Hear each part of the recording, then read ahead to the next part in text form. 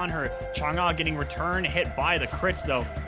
I think that ultimate single-handedly just saved the game for WK here as she blinks in and re-engages once again, causing absolute havoc on the side of Imperial Gaming, staying alive, killing the Ganesh, getting a trade for her life before she finally falls to the on her. She just 1v5 the entirety of Imperial Gaming and came off with. What do you think is going to be here next? Oh, a big fan hold and a big serve blank. Here we are, a big fight on the middle Phoenix. As the Ganesh ult goes down, Ratatasker also going down the backside. Crits are coming in left, right, and center on her. Giannis both getting kills individually. WK making the engage, but not benefiting them whatsoever. As Kukulin now falls. All that's left is Chang'e and Thanatos.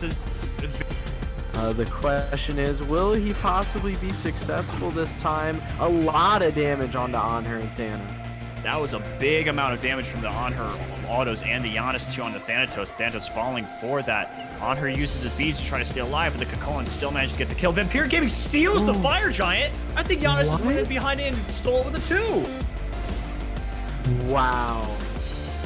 And now it's all falling apart for WK as Heimdall has fallen to the Ratatasker now. The remnants of Red Team desperately trying to get something, scrounge some type of salvaging kill. On the back end, Pilot went all in and unfortunately meets himself in front of 3 all alone. He gets taken out on this one. That's the team low. 2 are trying to back off, but 2 are going aggressive. BZ takes that one. Kaizo immediately trades his life. Scrap trying to get away from the Tiamat. I'm sorry, not going to happen. So a double kill will happen. And Batman now trying to get himself away, but this is a 6th level difference. He uses the slow from his ultimate, and he gets, no, not a triple, a quadra. Every kill this fight has gone his way. Just short of the Penta, as Papa will not let that happen. To a ulted fast here. WK going back here, pulling the Pyro. What a huge toggle! WK will secure the Pyromancer, but a lot of damage is being put onto the Awilix. Sobek and Chaka getting focused in the backline here from Welcome everybody to another edition of week 2 of the AGL. This time we got an awesome match for you. It's going to be the Spartan division between Fuzzy and the Wuzzies and Going Ghost. Both teams come into this matchup 1-0, so this should be a good matchup here. Today on the desk with me, I'm going to have Dinosaur. Dinosaur, how excited are you for this game today? Super excited. I get to see another caster's game playing in here. We'll see the Fuzzy Wuzzy from SEC fame. And yeah, we'll see Going Ghost play up against them. So, as you said, 2-1-0. Somebody's got to come out the loser, and somebody's going to go and be 2-0. Yeah, as we're going to kind of drop right in these picks and bans to get it going for you here, guys. A little bit more background. Fuzzy and the Wuzzies did win their set 2-1, so it was a little bit of a close game for them. Going Ghost, however, did get a 2-0 last week. So, as far as looking at kind of week 1 basis, you could say Going Ghost is a little bit of the favorite, but both teams, of course, 1-0, so we haven't had a matchup against each other quite yet. As we start off the bands with a Morgan Le Fay.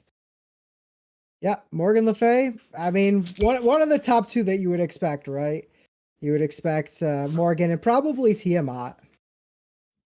Yeah, and someone that normally hasn't really been banned just because it has that little bit of a higher skill ceiling, is that Yamoja getting banned away. Still top, I would think a top 3 support when played properly. And as you mentioned, that team out, probably see that in the upcoming bans. Any of the kind of warriors or any other gods you might think we see up in these bans? Yeah, I mean, there's a lot. Soul is slightly unexpected, but not too unexpected. I mean, you can do a lot of great things with her as far as that's concerned. Sometimes you'll see, especially at this level, something like a Ymir taken away. Ymir can be kind of a problem to deal with. So I wouldn't be that surprised to see Ymir. Obviously, the big one that comes to my mind, if you're thinking warriors, is Gilgamesh, right? Gilgamesh, very, very effective in the current meta. Yeah, and so far yet, we have not seen him banned yet, but one that we do see is the Odin. But now with only 2 bans left, there's still a lot of gods open. That Tiamat, as you mentioned before, as well as the Gilgamesh, still open, as well as some other picks. We know Artemis has got a nice resurgent up there in the meta, as well as some guardians like Ymir and Sobek sometimes see their way through here. And of course, gods like Raijin, Giannis will also fall in there. Gilgamesh, however, is going to be taken off, so does leave Going Ghost kind of in an option. Do they leave a bunch of stuff open, or do they just get rid of that Tiamat and kind of leave some of those other preference picks, not necessarily top band, top picks, but some of those high meta gods left? Yeah, I'm curious to see which way that they go. Obviously, if you can snag the Tiamat, that's big, and I think that Going Ghost probably makes the right call in getting rid of that off the table. I mean, her success has just been astounding, right? And it's weird because you feel like she needs a nerf, but then you're like, is she really that good? But for some reason, she just seems to be super, super effective, especially with, in the confines of a competitive match, right? And she brings a lot of things. Obviously, earlier on, she brought a lot of split push potential. We've seen that kind of fade away, but it's still there a little bit. You can still use those little minions to cause a little havoc. The Minotaur is just a pain to deal with, just running up, body blocking, and things like that. And obviously her tornado ability. Oh boy, don't get me started on that one. That is real annoying to deal with and not fun at all.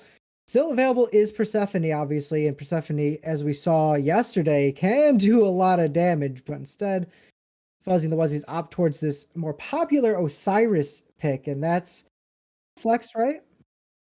Yeah, it is flex, usually kind of in that solo jungle side, so not the most flex, but still not in that first pick where you've got 4 other slots left. It's really strong to put it there, but Going Ghost respond with 2 of the other top meta picks that kind of been falling through based on those bans that we see most often of the Artemis and the Raijin. Raijin seeing a huge resurgence. If you watched the SPL yesterday, you saw Shinto do absolute destruction. I mean, it was about 6 or 7k damage in one team fight, so huge potential in this late game for the Raijin. And Artemis, Tusky says it all, huge team fight potential. Little immobile, but when you're able to stun everybody around you, it doesn't matter how fast you can move if you're an Althem.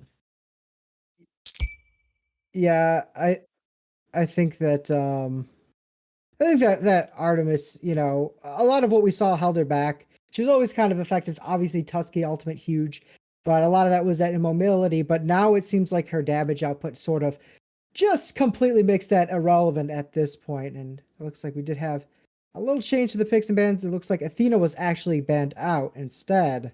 And now we see the Soul Hover. There we go. Now going to be locked in alongside that Fafnir.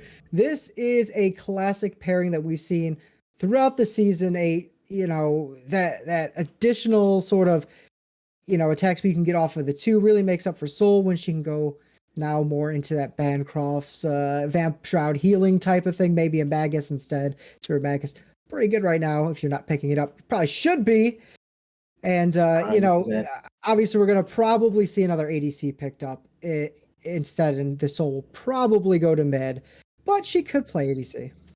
Yeah, and the other thing as well, we mentioned that Osiris kind of has that jungle and solo flex potential, has that really good auto cancel and good auto chain. So theoretically, Fuzzy and the Wuddies could get a good jungle or solo pick that has a good auto chains, pick up that ADC, and then they have 4 auto attackers and a Fafnir coerce, so they could have a lot of pressure on there. But Going Ghost, go with their own flexibility, grabbing this Circuit, seen it a lot in the jungle, but also something that I've been seeing, especially at this level in some of our AGL matches, seems to be a lot more into that support.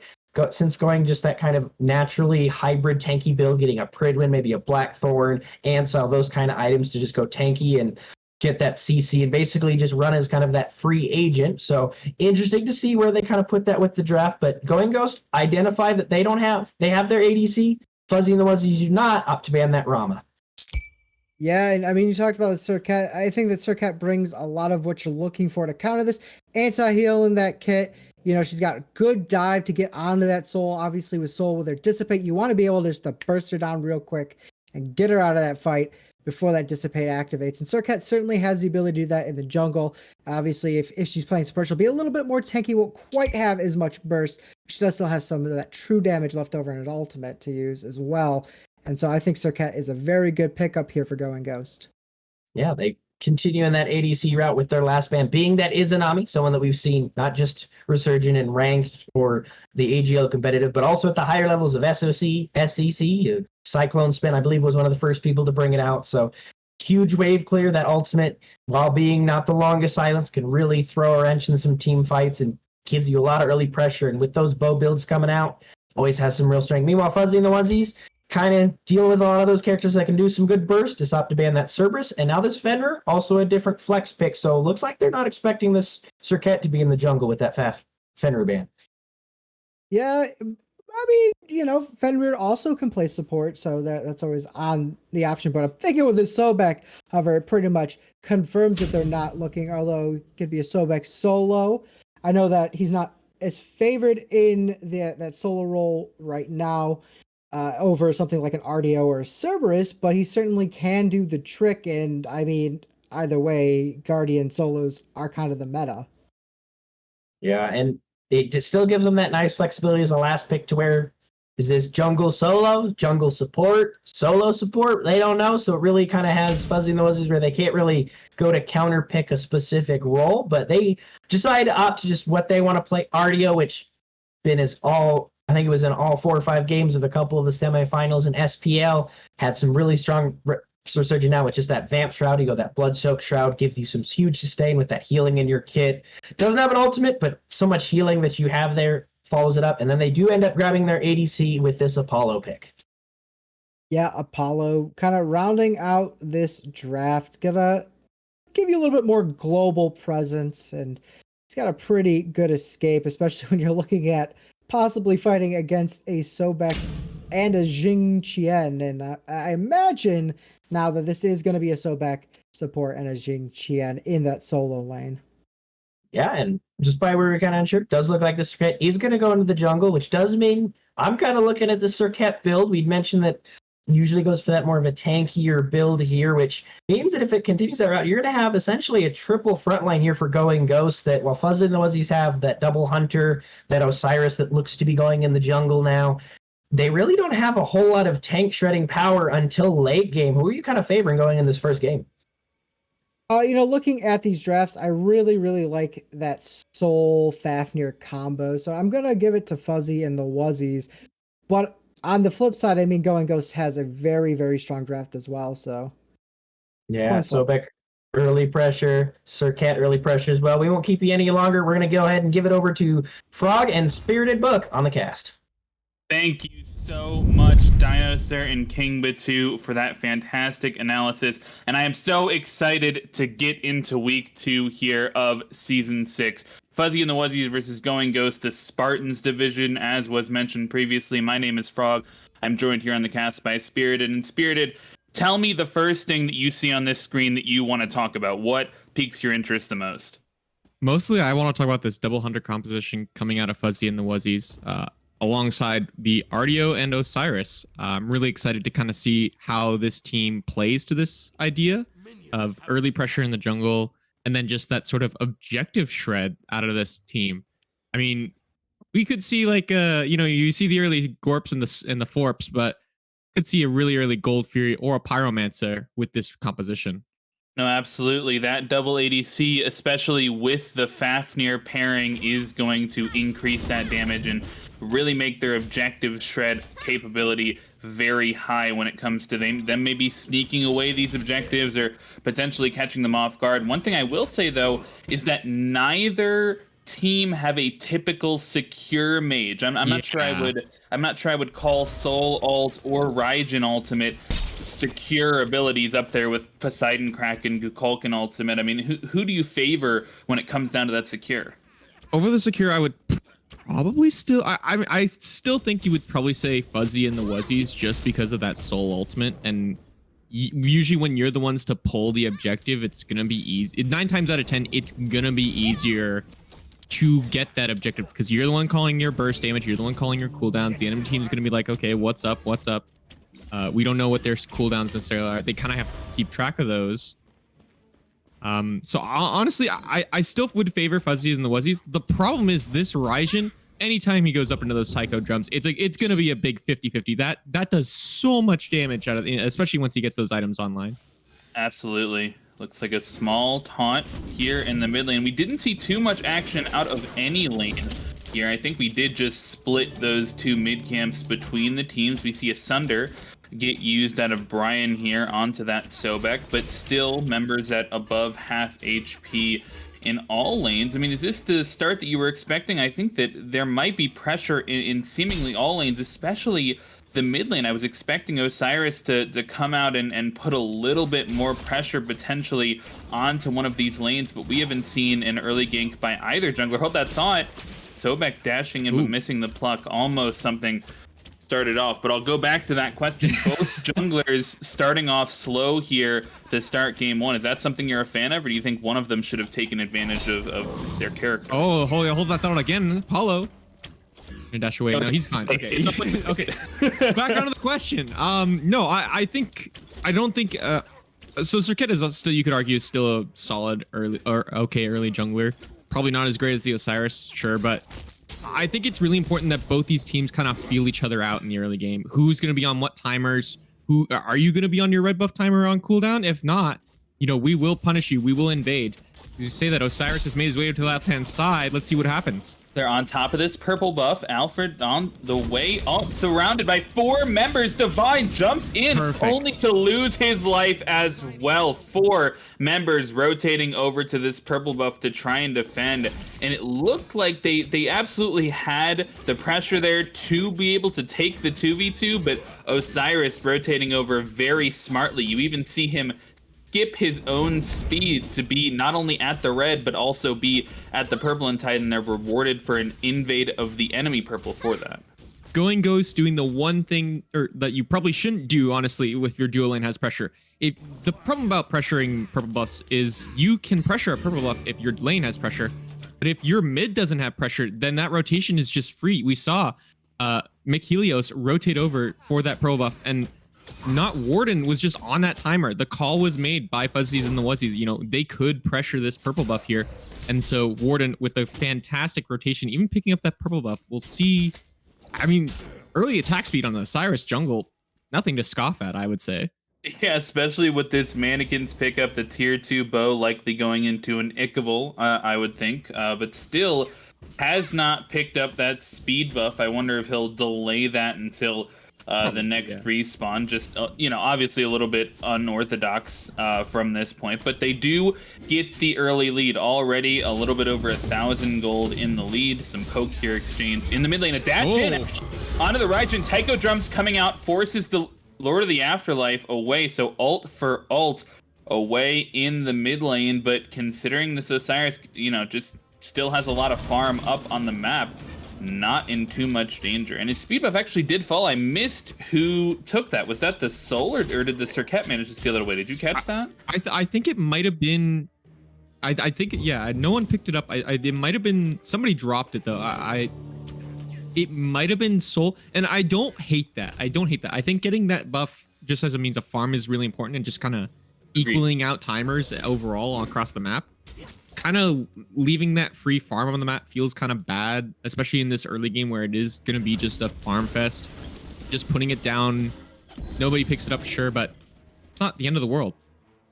Now, and one thing I have noticed, Osiris still trying to be up here aggressive on this side of the map. He stole the purple buff last time, but he was in a much better position. It was after a fight. Both taunts missed out of Circat. The ult will get expended. Osiris, no Lord of the Afterlife quite yet, almost off cooldown, but he's being chased. He might die good hammer before he gets a chance. Great Artemis ult coming out, gets a triple stun on all 3 members, and Raijin is now joined the fight. Good peel from Brian Kodaks coming out, trying to save his life, and Fuzzy gets some peel as well. Raijin pushing in. Unfortunate timing. Fuzzy doesn't manage to get up into the air though. So far, a 1-for-1. ADC for mid. Fafnir still in a rough spot. He's going to de-transform in front of 3 members, but Alfred is not on the same page. He's clearing a minion wave. Drops that kill. Unfortunately, it's just going to be a 1-for-1 for either side.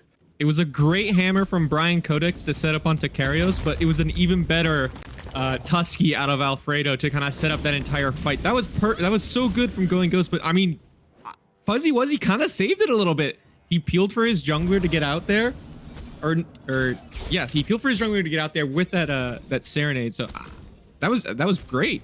That works out. And now we see them rotating back to the left-hand side. He's upset that he got killed the last time. Him and Fuzzy coming in, trying to take advantage of this Alfred's ult being down, and they're going to go on the Sobek this time as well. Pluck is down for right now. May come up soon, but not soon enough. Not Warden picking up a double kill as revenge for how much they targeted him in that last fight, but they won't be able to get the purple steal. They will, however, get the Gorp. And I think that's really important from Fuzzy and the Wuzzies to really lean on this left-hand side. This is kind of where your core of this double hunter composition, you know, you have the Fafnir, you have the Apollo on the left-hand side. You get that Gorp down. Gold Fury's up on the map in less than a minute. This could be this is the early pull we're talking about. This team has the pressure in the left-hand lane, in the mid lane. They can look where they're in control. They have the objective, the control to start the objective at any time they want. Yeah, and they do have a small lead both in the XP and the gold department here at around 7 minutes. So we take a look at these graphs here, and it's been a steady climb for Fuzzy and the Wuzzies. A huge jump up in XP and a small one in gold off of that left-hand fight when they ganked the Artemis. And so we'll take a step back here while there's a lull, and I'd love to talk about some of these builds. We saw the Rangdus Mass from both Guardians in the solo lane, something that I was a little bit interested in, considering it didn't look plausible that either of them were going to be really making use of that power early on in the game.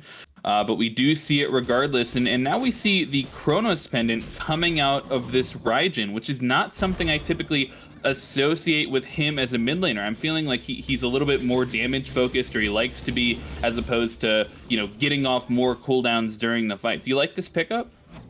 I would agree with you. I would probably prefer to see some more like early damage come out from this this Raijin early on, but getting off the cooldowns, I don't hate it.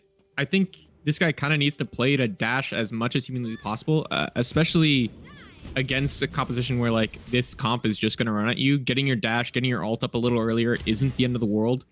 The goal is to get off at least a set of spells, and then maybe even if you live long enough, a second set of spells as here we go, Gold Fury.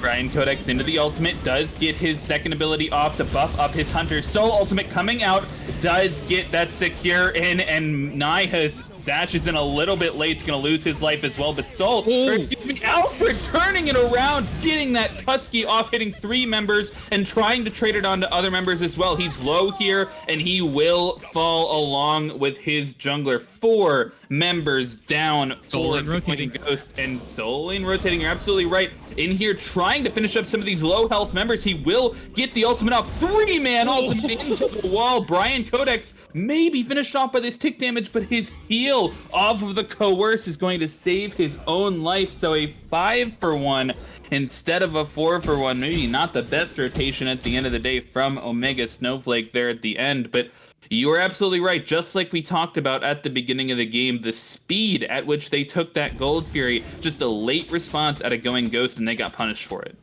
Yeah, absolutely. And this is kind of where like you have to be warding these objectives.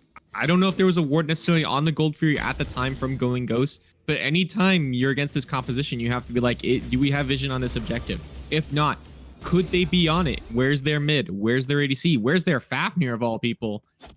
Warden did a great job zoning as well, and I was almost gonna... Oh, hold on. No, small fight in the solo lane here. Looks like Double Mumble might be in trouble. Solo lane is still under, but it looks like he does take out the kill on the Kairos on the Circuit, and he's trying to escape now as well, and he may have done just that. The 2 tanks, not enough to keep him in place, keep him in danger, and unfortunate from Kairos to step back in there, and that's going to give them a window to do the Pyromancer. All 5 members from Fuzzy and the Wuzzies here. Great team play out of them so far. I really like what Fuzzy's been doing with his ultimate so far. It's anytime it's up, we're looking for something. You know, last time we did the Gold Fury, okay, we got that on my side of the map. Now we're gonna look at the other side of the map because I have this ultimate that can get across the map, and Artemis is just gonna split push, which I think is the right call here. Alfredo at this point is just gonna try to get big off of as much farm as possible, get the core items as right-hand side yet again. Oh No, he does fall from the final tower shot, but he will get the trade there. Solo for jungle, maybe small favoring towards going Ghost there as they get a chance to shut down 5 Warden. He was on a 5 kill spree from that point, but they're just trying to put pressure everywhere on the map here. You see already the tier 1 tower in mid has fallen from that Soul pushing down that tower a bit earlier, and now the tier 1 tower in left has fallen. So a tier 1 tower for tier 1 tower across the map right now. Do you think that has any serious impacts on pressure as we go into the more of these 5v5 fights down the line? I really do, because this Raijin really... He is very vulnerable to this hard sort of dive out of the Osiris. Of course, Raijin is able to peel himself off, but once that ultimate is down, it's kind of just going to be a field day for this Ardio and Osiris that are going to run at them. Cripple Field doesn't let him dash, so he's not going to go anywhere. he's just gonna fall down and he has nowhere to kite to. It's gonna take this Jingchen and this Sobek kind of sitting on top of him with whatever auras they have and whatever peel that they can provide to kind of keep him alive this game. Absolutely, and Artio is something that we haven't talked about a lot, but no, we have not. A fantastic pick into this composition. 5 dashes total on the enemy team, as Serket is bringing 2 in her own kit, so just a ton of potential utility and value that can come out of that Artio cripple. But it looks like yet another kill over here in the Soul, and we get Brian Codex's ult to come out, and they may try to push down this tier 1 tower as a result. But yet again, a pluck happening in mid lane. She does get that to separate off at the exact right time, so not in any actual danger, and they might try to turn it around, but they're gonna hold off on that for now. And it seems like both supports have actually been over here in the Soul lane for quite a while over the past 5 minutes, and Fuzzy and the Wuzzies have come out on top with this tier 1 tower. Yeah, I'm not entirely understanding why. Oh, hold on. Pluck in the Brian Codex, trying to lazy back there at the blue buff, but might be in more trouble than he bargained for. Gonna get the jump off, avoiding the lurking in the waters, but Nihas is not done with this chase, or at least doesn't want to be, but Artemis calls him off. And speaking of which, an Artemis rotation over here to the right side of the map. She's not the one with the global ult, but she's here despite that. And we might see Apollo able to come as well. He does with the final basic as Kairos tries to finish it off with the dash, but Fuzzy clutching up, and he'll be able to join anything that goes off in this right lane, as I thought we might see something, but Artemis choosing to back instead. Who says casters can't play? Fuzzy standing tall against the Serket, who's just gonna run at him and says, yeah, I'm gonna take this tower and I'm gonna trade out, but I'm still gonna stay alive. Totally fine by me. And we do see another grouping around the Oni Fury, which has respawned. He is up farther than rest of his teammates, but it now looks like Artio in the place gets a double stun, forcing the Tycho drums, but he's falling low. Fuzzy has rejoined the ultimate and is able to get a double kill, pairing with his mid laner. 2 members of Going Ghost taken down. Serket in no place to help out, and Jing Chen has chosen to not make the same mistake as last time and give his life away. So this will be a second Gold Fury, or Oni Fury, excuse me, for Fuzzy and the Wuzzies, and those waves may give them a chance to push something towards this Fire Giant. Absolutely, but I just gotta reiterate, the way Fuzzies and the Wuzzies are playing the map is with this sort of global ult out of the Hunter Apollo is fantastic. Anytime there's not an objective on the left, they're looking for something in the right. That's why we've seen Brian Codex so much in this right hand side. They've literally just pushed for any objective they can, and they know that the Fuzzy's just going to be like able to ult over if a huge fight does break out and they send people over to there. They've tried to match this split push by sending, you know, Serket. Artemis like has stayed in this lane really hard, and then once she rotated to the right hand side, Serket was there to try and make some noise. But every time that there's been an objective on the opposite side of the map, Fuzzy has been there. Artio trying to 1v2 here over at the solo lane. She's actually 3 levels her senior to Omega Snowflake over here in that lane, and it's going to be another 1v3 until Fafnir joins the fight, and Raijin on his way over as well. Double Mumble has been plucked back. The cripple field goes live, and Omega Snowflake has to back up, as does Nihis, because now Not Warden has shown up with this Lord of the Afterlife, and they do not want to deal with that. And it looks like going to be another Pyromancer for the side of Fuzzy and the Wuzzies, and making space similarly to last time. And this cripple field's going to come out and prevent Sobek from getting away here. It looks like he is going to fall early on, unless they can't finish the kill.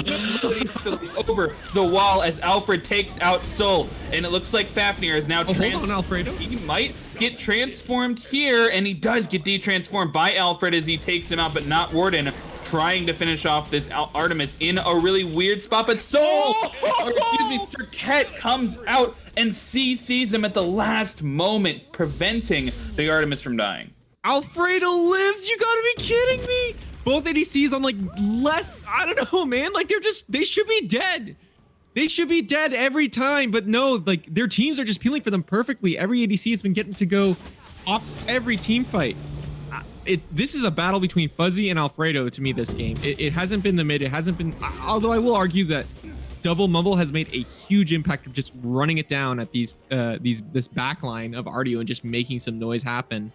and it's worked out. I mean, we've seen Artio being picked up a lot more, especially in this soul lane where you kind of get to build a little bit of hybrid. We see that E staff on her, the tyrannical plate helm, gonna buff her minions a little bit.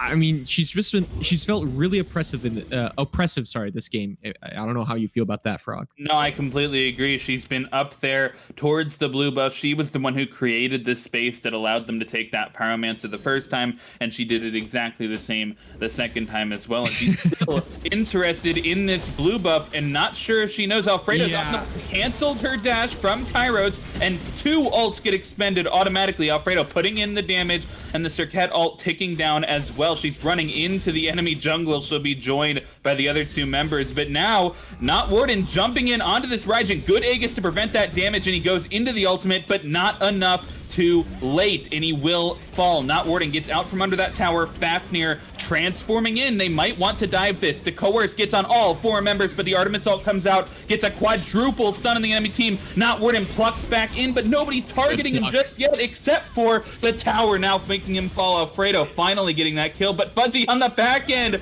getting a double kill while Not Warden was focused, able to take out both the Sobek and clean up Alfredo on the Artemis after he got that kill. So overall win for Fuzzy and the Wuzzies, and they take down that tier 2 tower as well. Hopefully Soul doesn't fall here. This lifesteal turning it around. Oh my, I'm gonna get a heart attack here, man.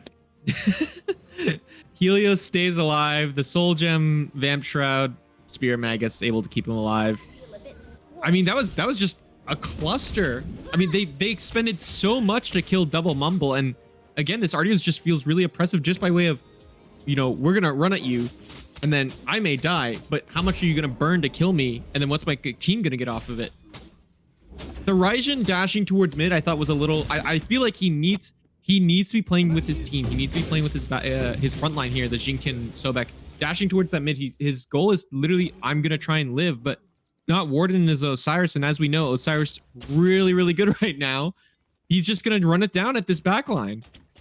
Yeah, and he's doing a successful job of it thus far. And even when he isn't able to get all the kills he wants to get, Wuzzy himself has been able to take it upon himself to do the damage in many of these fights, scoring himself a double kill in that last fight. But now we may see some shades of the past. They're starting up this Primal Fury right as it spawns, and nobody from Going Ghost is wanting to step up. They're either unaware of the immediate pull, they may not even have the timer from the last time they did this, but regardless, it will be a Primal Fury going the way of Fuzzy and the Wuzzies, and now over 10,000 gold up before 20 minutes into the game, and it wants to be even more. Warden trying to chase out Kairos, and it will be some peel, but Fuzzy joining in on the ultimate, gonna force out the ultimate from Kairos as well, and he might just get away, but it forces Fuzzy dash into a rough spot. Raijin dashes as well, trying to get damage from the Taiko Drums, who gets taken out before he can get more than one shot off, but Alfredo finding himself a double kill, looking for the triple. Fafnir low, triple kill coming out from Alfredo. He's going to look for the quad. Getting low here, trying to find it onto the Artemis, but Double Mumble doing a great job of zoning him out and gets the dash to finish off the kill. Soul still alive, wants to put more damage into this Sobek, and he might be able to finish it off, and he does. 4 members fall from Going Ghost, only 3 members on the side of Fuzzy and the Wuzzies, and I gotta say, it looked to me like Alfredo was the star of that fight. He just couldn't get quite enough done. No, and once again, this Artio has just been so oppressive. She took, I don't know about you, I didn't see her go below half against this Artemis in that fight. Yeah. It's just, it feels really bad. We see these hunter builds right now, the Ikavol Oboe, Silver Branch Kins, going into what is like most certainly a dominance next item. It just feels like there's just not enough pen or damage out of this Going Ghost roster to kill this Artio running at him. You look across, I mean, we look in the mid lane and we see Soul Reaver Chiron's coin. This should be more than enough penetration to kill this Artio, but it still doesn't feel like it's enough. She's just running it down. Yeah, she's been having a ton of success trying to push that backline, but I'm wondering what your thoughts are on what this Raijin can be doing better in keeping himself alive. It seems to me like in a lot of these team fights, he's finding himself as the first one to fall. I mean, in the last couple engagements, I've seen him get his ult off at the very end of the fight, and he typically only gets 1 or 2 charges of that taiko drum. Such a powerful ability, not being used to its full potential in many of these fights. What do you think he can be doing better to potentially survive longer in these team fights? We need to see a bit of a communication switch up for Going Ghost, I think. I think they need to be dictating where they are taking the fights, but probably we won't see that very much as Wuzzies and Wuzzies, they're on the Fire Giant, and it's gone. They try to finish it so fast. It's gone before any members of Going Ghost can step up it now. Jing Chen trying to throw in on this ultimate, doesn't get any members thrown towards his team, and it's Nias being taken out first on the Sobek. Double Warden, or excuse me, not Warden, in the back line trying to chase, but Fuzzy once again coming in on this ultimate, getting the knock up onto Omega Snowflake, finishing him off. Alfredo will be finished off as well. A double kill for Fuzzy may turn it into a triple kill here, finishing off Join on the Raijin, and that might just be game. Cirquette trying to dash in, but gives Fuzzy a quadra kill instead to finish off game 1. Karios saves his KDA by getting his first kill of the game here at the end, but definitely not where you needed it, that's for sure. I really want to see Going Ghost change up, I think, their draft and how they play their draft. I don't think you give this team the double hunter composition. Fuzzy and the Wuzzies showed they could just play it to perfection. They just played the map better. Yeah, I mean, it at least needs to be a different look in the draft, or they need to have a little bit better communication around warding around this double hunter composition and understand that they can burn those objectives. But don't take our word for it. We're going to throw it back to the desk to get some analysis on that game. Back to you. Thank you, guys. And what a game, Dinosaur. First thing I really noticed, just looking at that end screen, everybody on the Fuzzy Wuzzies, 10k damage or higher. Really just an all-around amazing team game by them. Yeah, I mean, they got on the front foot and they just kept on the gas. They did everything they were supposed to do. They got the picks, they got the objectives, and it was just overall a really clean performance by Fuzzy and the Wuzzies. Yeah, and really with that comp where you have that double hunter that wants to get a little bit online, but just from the start, they were able to get those picks all across. And really, as at Cirquette, they mentioned on the desk getting a kill right there at the end, posthumously with that ult. But like, where was the Cirquette supposed to go? You got an RDO invading blue, 1v3 on the one side. The Souls just got the disapparate. Apollo just ults away. Like, really, it didn't have a whole lot of places to go into that draft. Yeah, I think that once you reach the point where your mid laner starts to be behind supports and frontliners, it makes it very, very difficult for them to do any damage. And you saw that with the Raijin, he just couldn't get enough damage out onto those frontliners, and they were just kind of able to run them down. And we saw a good performance out of the Artemis, but ultimately there wasn't really much that they were going to do after they fell so far behind. Yeah, and with that first game, that Artemis having some huge impact with some of those Tuskies there. We saw a couple fights kind of really get turned there that just wasn't quite enough, either because it was too late, too many teammates were dead, or just not there. Where do you want to see Going Ghost go in the second game to try to bounce back and turn the set around? I mean, look, the Sobek wasn't working for you. I think that the one thing that Sobek does is not die, and that game, he sure didn't do that. He died a whole lot, and you could look at, was it his fault, was it not? I think that's all irrelevant. It's just the pick itself was not working out for them. They weren't really able to get much value out of it, and maybe they might need to look towards something with a little bit more peel, there's a little more peel oriented on that back line. Yeah, maybe look for one of those more backliney supports, maybe like a Kepri or a Fafnir or something, or not a Fafnir. Something along those lines, but maybe taking that Fafnir away might also be another direction they go. Not super peel, but you can go two different directions with these kind of drafts. Either take away the opponent's draft and try to run it back on them, or just kind of try to correct your own mistakes as far as and let them run it back. But something else I always want to point out here, that RDO was 1v3, 1v4 so many times and was still able to not only live but also turn and get some kills as well. Do you think that needs to be taken away from him? I mean, it's certainly something that you could look at. I think a lot of those, though, were misplays. and you looked, one of the ones that stood out to me is you had your Circuit, who had maybe 100, 200 health, jump in and to make it a 3v1, and it just made it so much easier for the RDO to get the kill and then just walk away. And I understand wanting to be there to get that extra damage out, but I think that, you know, sometimes you just gotta like back and understand that it's an RDO, and Guardians are hard to kill in Smite.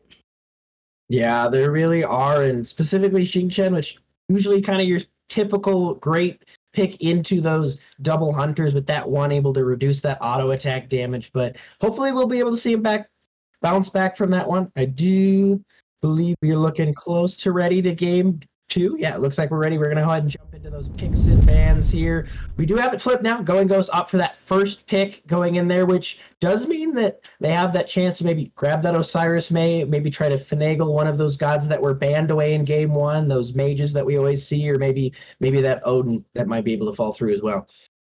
I would consider looking at maybe taking away that Apollo. I don't know if that's a pick that Fuzzy is particularly good on, or if it was just the global ultimate was kind of throwing Going Ghost off of their game. But I feel like that was very, very effective for them, and we do see the RDO ban coming out, which is completely understandable.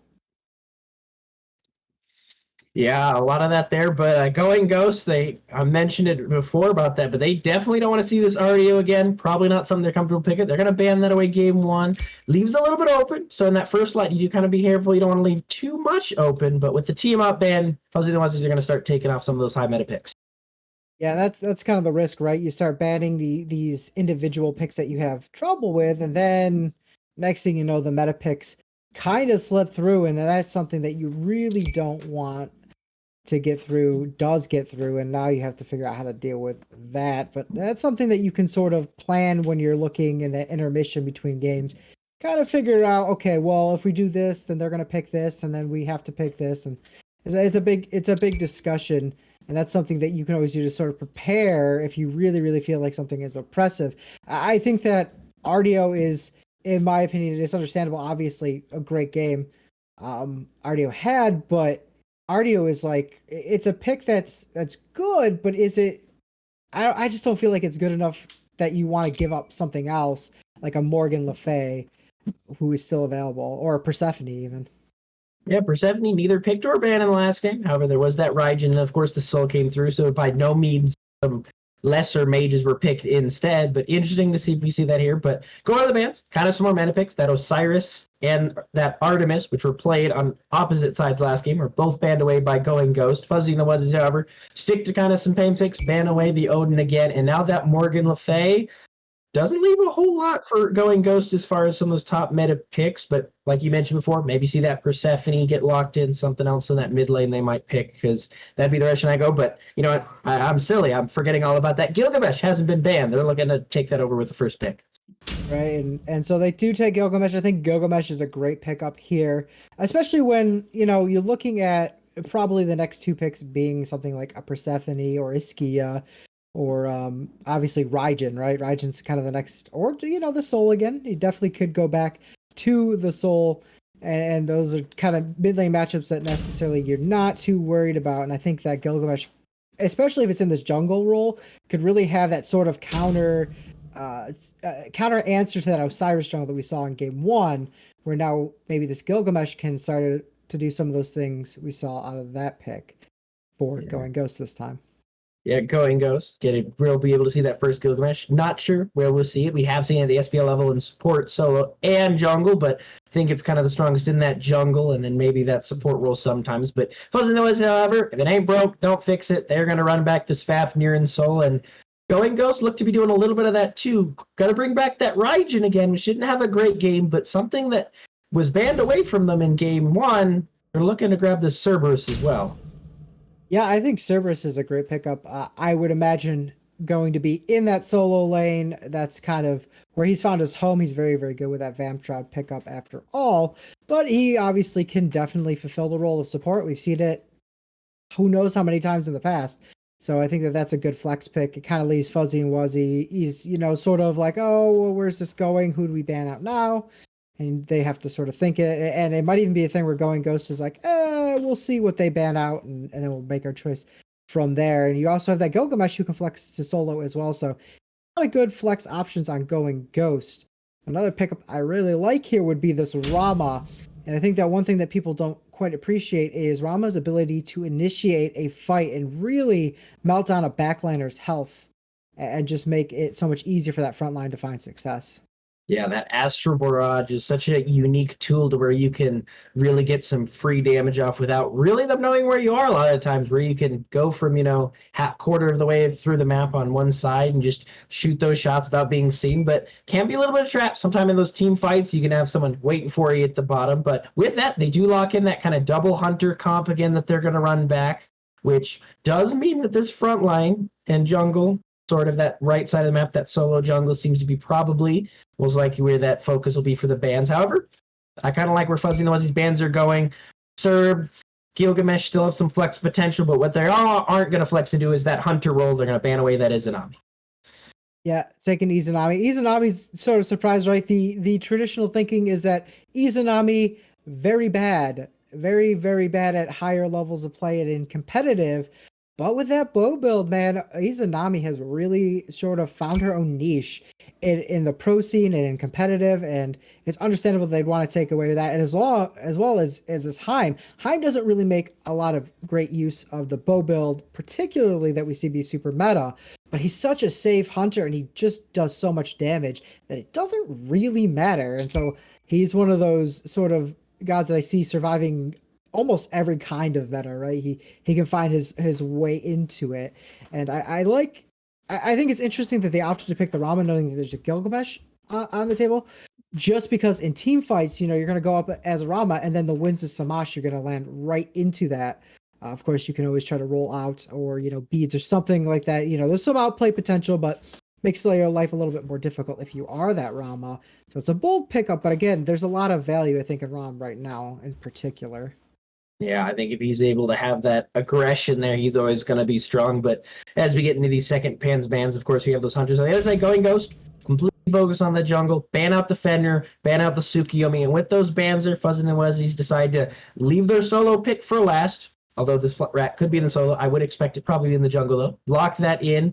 Slight flex potential, but I feel that's more of a niche pick that I'm assuming going Ghost might know a little bit of research within us. But going Ghost... interesting duo lane is they're going to hover the elephant himself, the one with the Ohm of Calm, and the other global hunter that we see a lot of, the Chernobog. Yeah, we talked about that. We talked about maybe seeing them pick up a support that is more backline oriented, and I think Ganesh fits that bill. The one problem with Ganesh is that he does not do very well in the current meta. He just loses pressure, and in a meta where the first 30 seconds sort of dictates how dual lane is going to go, it is very tough to justify picking a Ganesh. But if you can survive to that late game, he's obviously just super dangerous. So much damage in that ultimate. So much peel potential. There you go. That's a better word. Peel potential in that Ganesh, and the Ohm just makes everything an absolute nightmare as a frontliner, especially when you're more ability based. And so I like also that they've matched up with this Chernobog to sort of answer Fuzzy and the Wuzzies Apollo from the last game. Maybe like, hey, that global looked pretty good. Why don't we do something similar? And so I like Chernobog. Chernobog is a little bit less flexible with his ultimate, right? Because you have to go onto a target. But the trade-off is that you do get a ton of damage mitigation, so you can really just hammer it in. And now we see Nike, who's fallen off favor, especially with the changes to Sunder. Now you get 2 shots to Sunder. It's not a fun time for a Nike player, but I think that a lot of people, when they look at Nike, they think that she's just an ultimate, but she brings so much more to the table that I feel like she still is viable if you handle her correctly, even with that sort of Sunder meta that we've seen recently. Yeah, and I love Nike, especially into Double Hunter. She's got a disarm. She's got that 2 that can block autos. And as a Nike, all you want to do is you want to dive, you want to pull them back. And something I was talking with some other people there, Nike in the current meta where you're building 3,000 plus health, you hit 4 and you have an extra 1,500 HP. And if you want to throw a Bulwark of Hope in there, there's another 800 HP as well. So you get a whole nother HP bar just with your ultimate and item. So I think this Nike could be really strong. Taking that away as far as the double hunter go, I'm really going to have to see what this dual lane does. You've already kind of given up pressure, like you mentioned, with that Ganesha and that Chernobog, who doesn't really have great laning phase until that level 3 or 4 where he has his escape as well as that clear combos. So I think it's going to really have to focus around that dual lane for the second game. I think you're right on the money with that analysis. All right, well, we seem to be agreeing here on the desk. We'll see what the cast thinks about it here. Frog, Spirit Book, take it away. Thank you so much, Dino and Batu, for that amazing analysis once again. And we are jumping right in to game number 2 here. Going Ghost and Fuzzy and the Wuzzies have switched sides here. So you'll see Going Ghost in the blue jumpsuits now and Fuzzy and the Wuzzies in the red jumpsuits. But the first thing that jumps out at me, Spirited, is the fact that they allowed this double hunter composition to go through again with almost there was no hardship. They didn't have to fight for it. They just got it again, which kind of blows my mind. I am in agreement. I do like the small we say small. They are pretty big adjustments that Going Ghost made to the draft, though. Target banning that Osiris and Ardio, I think, are absolutely huge for what Fuzzy and the Wuzzies were able to do last time. Yes, the double hunter composition was really impactful in shredding those objectives, especially early on. We saw the first Gold Fury, and then the second Gold Fury, and then the third Gold Fury, and everything went to Fuzzy and the Wuzzies because they were the ones starting the objective. The difference this time, though, and the Nike does sort of support that last concept the Ardio did, it's a god that just runs it down at the backline and just tries to stay alive. But Nike, I would say Ardio does it a little better. Nike, we do see a little more of her now with those center changes. Oh my god. Didn't even get a chance to comment on that, but Join getting taken out very early here in the mid lane, and that's something else that we can bring up as well. He did not have the best performance on this Raijin when we saw him last game, so I'm a little surprised that he chose to pull it out again, and he does, and he immediately falls for first blood because of it. And it looks like Ganesh might be in some trouble here as well. Trying to get the body blocks out is Brian, and throws out the Sunder as well, but not able to take down that kill. So we're left with only 1 kill going down for Fuzzy and the Wuzzies, but it's put them off to an early start already. I think if this does go to a game 3, I'm just spitballing. I do think you just ban this soul out. I think it's shown like that first blood. Oh, hold on. Yeah, Kairos coming in onto this left side, getting the blink off the bat, and Sunder applied onto Brian on this Fafnir, but both Fuzzy and Brian able to just walk away. It doesn't look like Cairo wants anything more to do with that after that initial blink jump kick, but he will relieve some of the pressure over here in this left lane. So nothing coming off of this, just some pressure relief, but still members at relatively high HP right now. Yeah, I think once again, we'll kind of, we saw that first blood. Oh my god, okay. We say that. Double Mumble gets a kill on the Snowflake. I mean, solo kill. What more can you say about that? We're playing an arena game so far, okay? So I'm happy to see it. We've seen a ton of action so far, even if it has only been 2 kills. And look at this dedication towards the blue buff. I mean, they're getting nobody's here to defend it. Gilgamesh is a little bit late towards it, and maybe they do get that opportunity because of the solo kill coming out from Double Mumble, but an unusual mid-rotation at just 2 minutes into the game. Helios seems dedicated with his team, trying to put this Nike in a better spot than he already is, and I think that we see shades of their game plan already here from that. Yeah, I mean, Fuzzy and the Wuzzies, I think they played it a little slow last time. Maybe we could have seen them play a little faster. This time, they're just right out of the gate swinging those early first 2 kills. And I mean, yeah, as you said, that blue buff invade was purely off of the solo kill. I mean, that is the worst time to get solo killed, when your buffs are spawning, when your right side of the jungle is coming up. So, I mean, that's probably one of the worst times to get soloed if you're Omega Snowflakes. Still, you have this left-hand side who's not fallen yet. So there is hope. There is hope.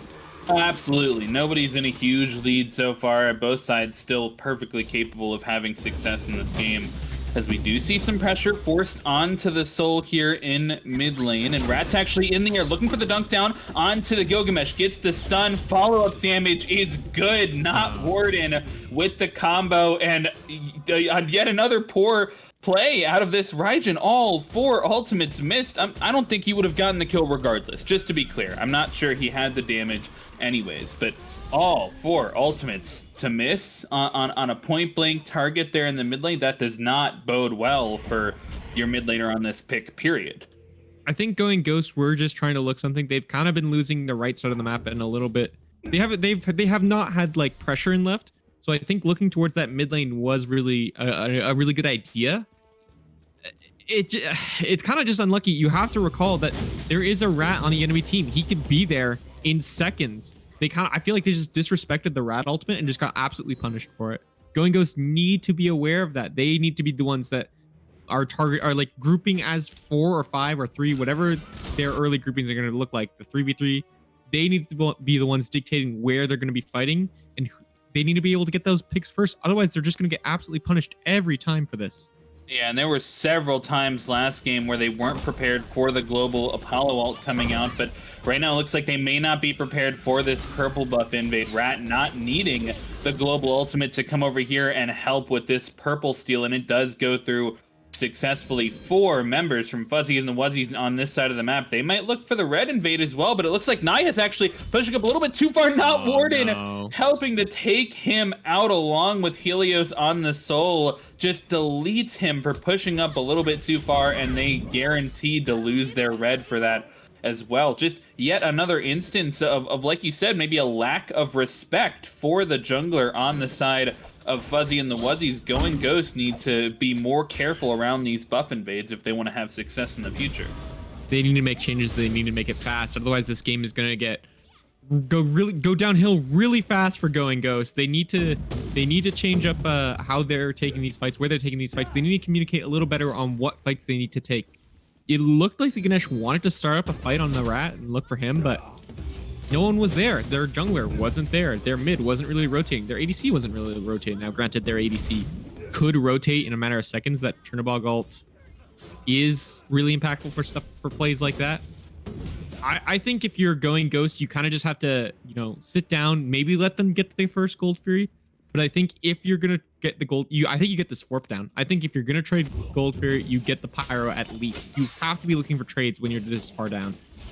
I tend to agree, and you did mention that Chernobog ultimate here. This time it is the enemy ADC on the side of Alfredo having that global ultimate. Fuzzy only having that pseudo global ultimate, able to get a lot of damage off, but not Warden finding yet another kill onto Omega Snowflake here, taking him down for the 2nd time this game. And the ultimate gets forced out of Kairos, but he's forced back as well. And it just seems like they've done such a great job of grouping as a team. Fuzzy and the Wuzzies continue to be fantastic on this communication. It's buff invade after buff invade. They chose to go for the purple and the red. They got both of those when they wanted to. They got the blue buff here when they wanted to. They've had incredible success, and to me, it has to be because of these groupings. And Fuzzy and the Wuzzies just, it has to be Going Ghost that has to respond at some point. And I'm really looking at this Ganesh to be a key part of that. I think he may have been picked for, you're looking at Ganesh. He doesn't have a ton of strengths, as Batu mentioned on the desk, not looking great in terms of that lane pressure, but something he does bring is that counter engage. I agree. They kind of just have to kite through the initial engage out of Fuzzy and the Wuzzies, and I feel like Ganesh is really good at killing this Nike later on. The Sunder available to him, the silence as well as the dash to kind of keep this Nike in place. If Going Ghost can get their carries to those items, those pen items that they really need, we think about the Kin Size or the Titan's Bane later on for the ADC, or the Charon's Coin for the mid. If they get these core pen items, just gonna jump away. Sorry, these pen items that they really need. They will be able to burst this Nike down, and so she won't be able to kind of play that front line where the rest of the team does the objective. They'll be able to kill her and then look at for the rest of the fight. No, it does absolutely seem that this Nike may be a weak link in the composition as we move here towards the later end of the game. But hold that thought, Rat in the air, looking for Alfredo. He tries to challenge to charge the ultimate there at the end, but he's not able to do it. Luckily, that does not. It should be a gold Fury pull as ultimate cooldown, but you're absolutely right. 4 members over here on the Gold Fury, and it looks like only 2 members on this side of the map from Going Ghost here to contest. Now Ganesh, known for his steals, that ultimate doing a lot of damage, but Fafnir doing a fantastic job of zoning and keeping him out from Raijin. The dash in Taiko Drum started trying to get damage off, but not able to do so. Seems like he may have been completely alone on that dash in and not able to get any help from his Ganesh. Nihis not able to save him in that instance, so they will get a kill and a Gold Fury. A good 7-0 start for Fuzzy and the Wuzzies, looking dominant right now. There's no reason to jump in there out of the Raijin. I understand we have to try and contest this Gold Fury. We're starting to fall really far behind. But you jump in there after the gold's gone. There's nothing you're looking for. You're looking for maybe Fuzzy, who's like no HP on that Rama, but you managed to live, and then you're just falling even further behind. You have to be looking for these trades. If they're on gold, at least we're getting these right mid harpies. They took down the Forp on the right hand side, so Going Ghosts do have a small, not necessarily an advantage, but they can look for something on this right hand side now at least. But this Nike is so big, 2-level lead. She's not really going to be able to, or no. Oh, hold on. Alfredo getting a solo kill over in the duel lane. We've seen Fuzzy try to dash over and sort of engage on him several times, and Alfredo finally gets the 1-up on him as they do try to kill this Nike, but her ult, like you said, giving him that extra health bar, essentially, just not able to take him out, really put him under any pressure. And they look like they want to start up this Pyromancer, but it's only a half attempt as they don't do a ton of damage to it. But look at Chernobog coming in, dashing in, and actually I think he tried to dash to follow, but the Ganesh wall ends up blocking him off. Just an unfortunate one there as Radalt in the air looking for a target, chooses the Ganesh, and he gets deleted but manages to jump out not in time as Ratatosker will take that kill down. Alfredo getting a kill, not Warden taking a double kill at this point. Raijin dashing in place, hitting the Taiko drums this time, all 3 onto the Ratatosker, so prevent him from getting that quadra kill, but it's still not Warden with the triple kill, taking down 3 members on the side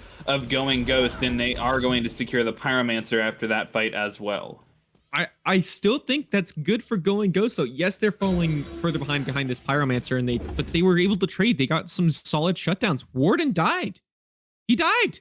That's huge. Okay. It all comes down to Alfredo getting the solo kill on a Fuzzy. As soon as that happened, I'm like, okay, yes, you got this kill on the left. Now look for the right. Balance out this map a little bit. Snowflake died again, so the lead is building in that right-hand side. Yes, they're able to balance the map a little bit. Sure, they lost that Pyromancer, but you're not in worse deficit now. Raijin only a level down. Fuzzy or Alfredo's even, and going into that crypt build, I'm gonna love to see. Yes, this is what we need to see. The pressure on the left-hand side. Blink in from Kairos, trying to find this kill, forces Fuzzy into the ultimate, but he's going to be in trouble regardless. Ratatosker on the way, not Warden going to try and help out here, but not in time to save Fuzzy on the Rama, and Fafnir jumping in, but everybody is disengaged at this point, so it'll just be a clean pick from the side of Fuzzy and the Wuzzies. But I totally echo what you're saying. It is a good look, or at least a better look in that fight. Seeing a 3-for-4 happen from 3,000 or 4,000 gold down, where almost everybody is at least a level or 2 behind, it is a good look, because it at least says that you have the capability of fighting into this game. A point I was making earlier that I'd love to hear your comment on is how this Nike is going to scale into the late game with especially this Sunder pickup from Ganesh. Because yes, they've had some success in the early game, they've gotten these buff invades off, but once we get to the late game, it's going to be this Nike pushing into the front, but actually not going to get a chance to talk about that as Ratatosker in the air, double knockup, trying to force his hand onto the Raijin, and is able to take it out, but not for himself being traded. Nike pushed into the wall, taken under tower as well, both tanks fall to Alfredo, getting a double kill there for himself, and a small positive from Going Ghost. It tries to be another engage from Fuzzy and the Wuzzies, but they end up on the negative side of that, and it looks like they're going to take down Force. Soul trying to get away with the Disapparate, but I'm not sure it will be quite enough, as Cerberus will finally take that one out of clean 4 for 1 on the side of Going Ghost.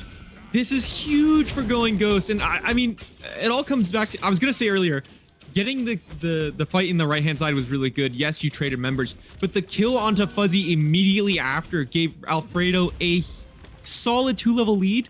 It got him his tier 2 crit online. Not that rage just yet, but he's definitely gonna have more than enough gold for that rage. They have a side of the map to lean on now for Going Ghost. They have some momentum swing to their team now. They have a lane they can lean on, a player they can lean on. This is good for this team. I mean, this is a momentum change at this point. They just killed 4 members on Fuzzies and the Wuzzies. And it was off of the Fuzzies engage themselves, so they counter engage and were able to take advantage of them perhaps diving a little bit too far under that tier 2 tower. They only get 1 kill, lose 4 in return, but it looks like they want to start up this Gold Fury, but they're hesitating because of their lack of vision. Yeah, they did not realize that all members of Going Ghost had backed at that point. That potentially would have been a free objective, but both ADCs in base for Fuzzy and the Wuzzies, they were a little bit too hesitant to start that one up, so it'll still remain on the map, and that's likely where we're going to see our next big fight. Yeah, it is important that Fuzzies and the Wuzzies do attempt to try and pull this Gold Fury, or at least bait the fight around the Gold Fury again. But left-hand side, we see a grouping from Going Ghost. They're looking for Fuzzy, and I think that's really good. Fuzzy is not huge right now, but he is a catalyst for this Fuzzies and the Wuzzies roster. Yeah, his name is in fact in the team name, so can't help but think that he might be the one to hold this squad together in their dire straits. So we do see a small grouping around this Gold Fury, everybody but the Ratatoskr here, but Rat is not in range to use that semi-global to help out, so it's going to be a 5v4 here as they try to put some damage on Brian, and just forcing him out. Ganesh all coming in, Chernobog following as well, Brian getting pushed back, as will Soul, forced into the Disapparate. She'll get taken down by Kairos on the Gilgamesh. Raijin getting a fantastic Psycho Drums in there, getting huge damage onto members of the enemy team, and Fuzzy trying to clean him up, and Rat's finally joined the team fight here as well, trying to get some of these low health members off, but he will eventually end up being forced out. Fuzzy taken down, but still 3 members only alive from Going Ghost, and they're all low. I'm not sure they'll have the chance to do this Gold Fury. Rat looping around on the back end. Don't speak too soon. Looking for the dash onto the Chernobog, but it's actually Chernobog trying to trade him out instead. Forced to dash away and won't be able to clean up any of those kills, but no Gold Fury for either team. Just a small fight win for Going Ghost. Still shades of good things here. Shades of good things and 4 stacks on a rage. If you're an ADC main, oh, hold on, goes in the wall. He's going to be able to survive. No stun available for the Ratatasker. He's going to be able to trade out. No, he won't. Oh, he does end up falling at the end there. I was about to compliment Alfredo for that insta dash into the wall to avoid that acorn stun, but Alfredo being taken out is going to open up this opportunity for Fuzzy to try and take away this Gold Fury. Ganesh ult has been put on the ground, only about half HP, 25% now, but he's forced members off of it. It's low. Fuzzy does manage to secure the Gold Fury, and it's going to be members forced out. Gilgamesh trying to clean up Brian at the end there, but not able to do so. They'll end up losing their ADC and losing Gold Fury. So just after a positive fight, a negative one on the side of Going Ghost. It seems like this game has a lot of back and forth so far, but overall, for 17 minutes into the game, this is still anybody's direction. I agree, and if you're Fuzzies and the Wuzzies, you know where they're going to be fighting. They're going to be fighting around whatever next objective they want to look at here. The difference between last game and this game is you can't play the map like you did with an Apollo. Fuzzy has to be they have to be calling where they're going to be fighting beforehand. Fuzzy has to be on the rotation every time. It's Alfredo this time who can look for those split push opportunities and show up late. The call to fight on the Gold Fury was a little unlucky from Fuzzy. It looked like they wanted to bait them in last time. I don't want them to do that if they're Radice split pushing. Yes, he has that semi-global ultimate, but he can't get there instantly. It was just really unlucky for Fuzzy, and that gave Going Ghost a great engage opportunity by funneling them into that tiny corridor. It's like another engage opportunity happening now. Cerberus forcing the Fuzzy, Rumble into the wrong direction. Fuzzy, Might have been a no! mistake there, but he does fall regardless. Cerberus trying to stay alive as they do secure the Gold Fury. Raditz now in the air, but it might be Nike who falls first, taken down on the end. Rat does trade for Omega Snowflake, solo laner for solo laner, but it might also be Brian Codex in a rough spot. Great CC chain, forcing him to a very low HP bar, but great stun as well to keep himself alive. But that Fafnir D-transform might happen in the worst spot here in the middle of the lane, and he will be the third member taken down as they are now in a great spot to start up this Fire Giant. No analysis required there. I think we all saw and know what went wrong with that team fight. But I mean, Going Ghost just immediately took that opportunity and traded in spades. Nike died really early on as well, which is super important. And it's crazy that Omega Snowflake is the one with a level lead now in this matchup. We saw him 2 to 3 levels down earlier on. I mean, this is great from Going Ghost. They're turning it around. From Fuzzy here, close on the Fire Giant. They're trying to get the secure in, and Going Ghost do manage to get it through the Soul Ult and take down Not Warden as well. Although I do appreciate the steal opportunity. Not losing a member there would have also been helpful for your future Siege plans, as Not Warden 10-3 here, so giving up his life there maybe not the best plan, but he might be up on respawn. The respawn timer is still relatively short here at 20 minutes into the game, and I want to ask you, how do you think they best use this Fire Giant? Do you think the fights have to change? Do you think it has to be a different kind of engage? I think a lot of viewers out there know that these Siege fights are fundamentally different from the jungle fights. Absolutely, yes. Right? You have to group around these towers. So how do you think Going Ghost has success, and maybe what do you think Fuzzy when the Wuzzies can do to counteract and maybe have their own success? I think it's important for Fuzzy and the Wuzzies to not get baited by the potential engage. Going Ghost have a fantastic counter engage composition. So of course, if they kind of serve Blink Ult in, force a lot of stuff, don't immediately turn around and try and fight them if you're Fuzzy and the Wuzzies on the defense. Just because the Ganesh ult, the Gilga ult, the Raijin ult, they just have so much damage now at this point, and they have their items that they needed. At this point, it's Rage fully stacked for Alfredo, and the Silver Branch on top, probably a Dominance next. Raijin has that Soul Reaver. Charon's completely stacked. I mean, this is great. This is good. This is so good for Going Ghost. No, they are in a fantastic position. Small item leads, as you're mentioning, for every member of their team, although no upgraded starters yet for either side. Looks like it's going to be them just getting those tier 1 and tier 2 towers. No towers standing in the mid lane here, and they looks like they tried to catch someone pushing up a little bit too far there, but they won't catch anybody off guard, and it looks like they're just going to head to the right lane and try and take down these towers there as well. Some slow, methodical play out of Going Ghost. I like this look from them. I agree. I also like this look. I think it's really important. I mean, first Fire Giant, you're not really going to be looking for a Phoenix unless you have a hugely unacceptable lead at that stage in the game. Usually going to be used just to kind of take those tier 1s and mostly tier 2s. It'll be interesting to see if Fuzzy and the Wuzzies choose to sort of soft defense. Maybe look for like some relics here. Maybe look for an ult in out of the rat and then just immediately back up. Just see if you can get any beads for this potential next FG fight or this Gold Fury that's spawning in a few seconds here. Looks like they are in position to defend this tier 2. It's not going to be as free as it was on the left side. Rat is closer than Gilgamesh, and he does have the ultimate. They're going to engage. Rat missing the blink, but it's now Snowflake trying to get some ult burns. Two sets of beads, and Rat forced into the ultimate at a low health bar, but it's Snowflake too far up alone in the front line, gets taken out by his lonesome, and he will fall without providing anything for his team, but it's still a secondary engage. Alfredo trying to go in. KO gets the double kill. Alfredo gets another for 3, falling on the side of Fuzzy and the Wuzzies. Should be a 4th here, finished off with the Taiko drums, and just that re-engage. That's what we've been seeing from them all game. Not necessarily the counter engage, but the re-engage. It was only Cerberus ult used there early on, and it forced so much out of Fuzzy and the Wuzzies that re-engage looks so easy for the side of Going Ghost. It was a perfect ultimate from Nias, honestly, catching at least 2 members. The ultimate from Alfredo just as a means to slow him. Is this an end call? Looks like it might be, right? Trying to distract and use some of his cooldowns to clear the minions out, but it's just Nihis taking this Titan.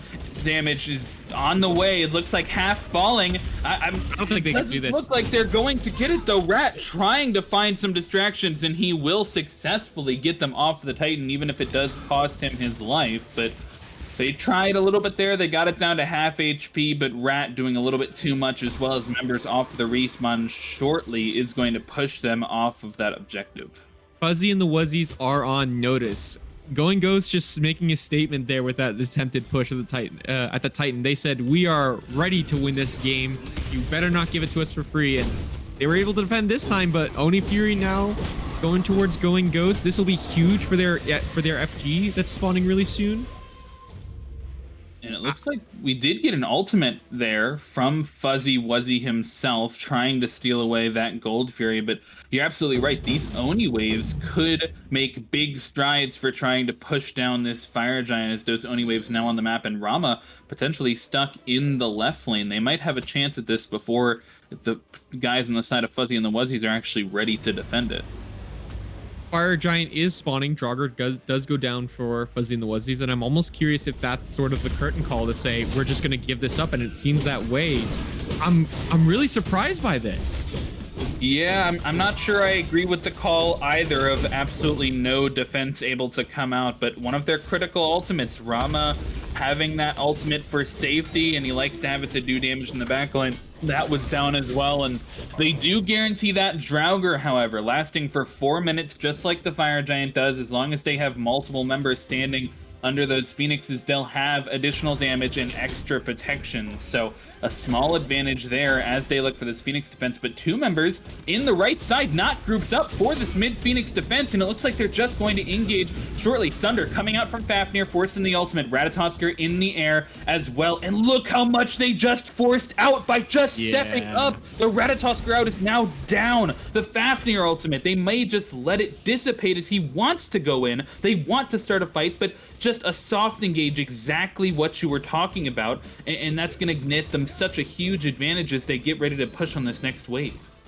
Yeah, this is huge. This is gonna be huge for Going Ghost. They just wait out that Fafnir ultimate, that Draconic Corruption, as soon as it runs out, and there it is. There's the engage. Omega Snowflake trying to pull members in. Fafnir immune because of that D-transformation, but that still might not save his life. Omega Snowflake falling very low, and he'll get taken out, but Ratatosker finding his way in, able to take down a second, but he gets traded on the back end. Double Mumble trying to find Kairos here, trying to get that final kill, but it might be Join actually in more trouble than that. His beads get forced out at the end, and his dash will be up for him to likely escape. And now it looks like Nihis in the most trouble. They're trading off between who's gonna die for this Phoenix, and it does end up being Nihis the one to fall. But just it seemed like yet again a little bit of an engaged plan that they have. I can appreciate that they have a plan of Omega Snowflake going in early, but it looked like it wasn't played to success that fight. No, the immune from the Fafnir was unlucky, to say the least. A little too early. I think they jumped the gun a little too early. The fact that Helios didn't have to burn either relic there that fight tells me that maybe they weren't looking in the right target or the right spot. So I don't know. I feel like Fuzzy and the Wuzzies just had a fantastic counter engage there. Warden was immediately able to dive onto the backline. Alfredo dies immediately at the start of the fight, and that's a big part of Going Ghost's like carry potential is Alfredo. So seeing him die almost immediately, it just feels really bad for Going Ghost. They have to change up how they play these engages. I think, yes, Omega Snowflake goes in first. Yes, he ults and then immediately turns around. He just walks back to peel for his carries. Someone needs to be peeling for these carries. There were absolutely shades of greatness in that fight, however, just like you talked about earlier, their ability to bait abilities, bait cooldowns from Fuzzy and the Wuzzies absolutely worked to perfection. They get that Ratatosker ultimate, they get that Fafnir ultimate not able to be used in that fight. So they do have parts of these strategies locked down and ready to go, and it'll be on Fuzzy and the Wuzzies to try and adapt to how they played that team fight and try and be ready for this next team fight. But while we're in a little bit of an lull, let's take a second, to look at some of these builds. All starters finished off except for the support starter on the side of Going Ghost, and we're still waiting on some of those on the side of Fuzzy and the Wuzzies. But I think the thing that piques my interest the most is this almost entirely defensive build out of this Gilgamesh, except for that Kins and that early pen. So he has, I mean, look at how many blips of health there are on that health bar right there. He's just incredibly tanky while still going this Kins item. Seems a little bit counterintuitive to me. What are your thoughts? I would somewhat agree, but I would also disagree, because the composition out of Fuzzies and Wuzzies is designed to kill frontline. You're still a warrior out of Gilgamesh in the jungle. Witchblade on him too, which I think is actually really important here, considering that he's against this double ADC composition. To be able to just apply that to him is really good. I don't think this is going to be a Gold Fury pull, yes, but will Going Ghost? I think they could defend this really well, actually. I do think they can as well. Gilgamesh trying to jump in, but it's Ratatoskr in the air trying to dissuade them, and he will just jump out after they get that objective. So they do manage to secure that. I believe that was a Primal Fury, if I'm not mistaken, going to allow them a little bit of extra damage on those objectives. And with that Primal Fury and their successful Phoenix defense from last time, I fully expect them to step up and defend this Fire Giant, but I think we were both on that page last time, and they didn't. The difference between last time and now is Machilios and Fuzzy Wuzzy both have their beads available to them. Last time those relics were still down. It was a second look, and I'm like, oh, they should defend this. And then I looked and I'm like, oh, maybe they shouldn't defend this. They don't have relics. So relics this time for both carries. Frenzy available for this for Brian, the Fafnir. This is easily defendable compared to last time. All relics up except for this blink from the Ratatoskr, and Cerberus seems like he wants to start this engage a little bit earlier. His team not quite ready to follow up. Good Fafnir stun to dissuade that as well. But you're absolutely right. So many team fight relics up for both sides. So who uses them better is going to be the question here. We have a horrific emblem as well as the sprint upgraded from both of those relics for the side of Going Ghost, and a bracer has just been placed down for the side of Fuzzy and the Wuzzies, and they have that girdle, that frenzy, as you mentioned as well. So it might be a battle of the relics here, is who gets the better advantage as we see this fight engage on, but they may just be waiting for that Rat blink. Rat not having that blink, to me, is such a lack. It takes so much away from him, because you almost always, I feel like, want to use that Rat dash for an escape tool as opposed to a damage tool. Yes, and usually you're using that blink to force either a beads and then a dash on a backliner, and then your ultimate to kind of re-engage immediately after and follow the chase. And then using the dash to escape. I agree that the blink is down. It is going to come up soon, and that is going to be huge for Warden. I like how Fuzzy and the Wuzzies, they're kind of the ones that have to pull the objective here first. They're secure. I think this time is still better, especially compared to, because Alfredo doesn't have that sort of team fight damage based ultimate this time around. Rat onto the back line, forced into the air, but at half HP already. He's still going to look for this Raijin in the back, but he's overshot it by quite a bit, trying to keep himself alive, and Machilios coming up on the front line, taking down Snowflake once again. Nihus in a rough spot here, forced to dash away, but he may fall regardless. Fuzzy Wuzzy picking up that one, but it's Kairos on the other side, taking down not Warden, but it won't save his mid laner or his carry. Fuzzy Wuzzy taking down both of those members, getting a double kill for himself, but they're all too low to start this Fire Giant, so they're going to be forced to back, but they should have more than enough time on these respawn timers to start it up again. It was just a stagger out of Going Ghost. They got staggered so hard. It was just one after the other. We're going to chase this person, then we're going to chase that person. Oh, and then here's Alfredo. Let's kill him too. They just all died one at a time. It felt like, I don't know how they were split there. They were just split really hard, I thought. Kairos getting that kill on Warden, definitely important here. But probably not as important as maybe going on a backliner. We'll have to see. I think he just gives up this FG. And I don't know. I feel like you just give it the FG, go find farm on the rest of the map. You have to try to defend, I think, under your Phoenixes. There's no shot you defend this. If you die here, if you're Kairos, you could lose the game off of it, or just from staggered timers. Yeah, and he does choose the correct decision not Warden to doesn't get it, defend though. this SG, but you're absolutely right. They do pick up that Fire Giant before Warden respawns, so he will not have that enhanced Fire Giant, which takes away a little bit of the split push potential that I was actually going to ask you about. I was really thinking that Ratatoskr as a god in a 4-1 setting, able to split push that mid Phoenix and then throw up into his ultimate and rejoin his team, making it a 5v4 in some of those fights. I was really liking that siege strategy, but without him having the enhanced Fire Giant, it's going to be a little bit more difficult to pull that off. Yeah, I agree. I think you kind of, if you're not Warden, you almost have to rely on like double mumble here now with his EFG push potential. It feels really bad, especially because Nike was kind of zoning Kairos there. You had all the information presented to you. Maybe it was just an afterthought of 2020 hindsight of, oh, a rat kind of needs EFG here, huh?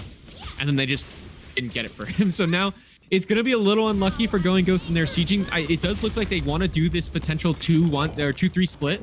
So we'll just kind of have to see how it goes.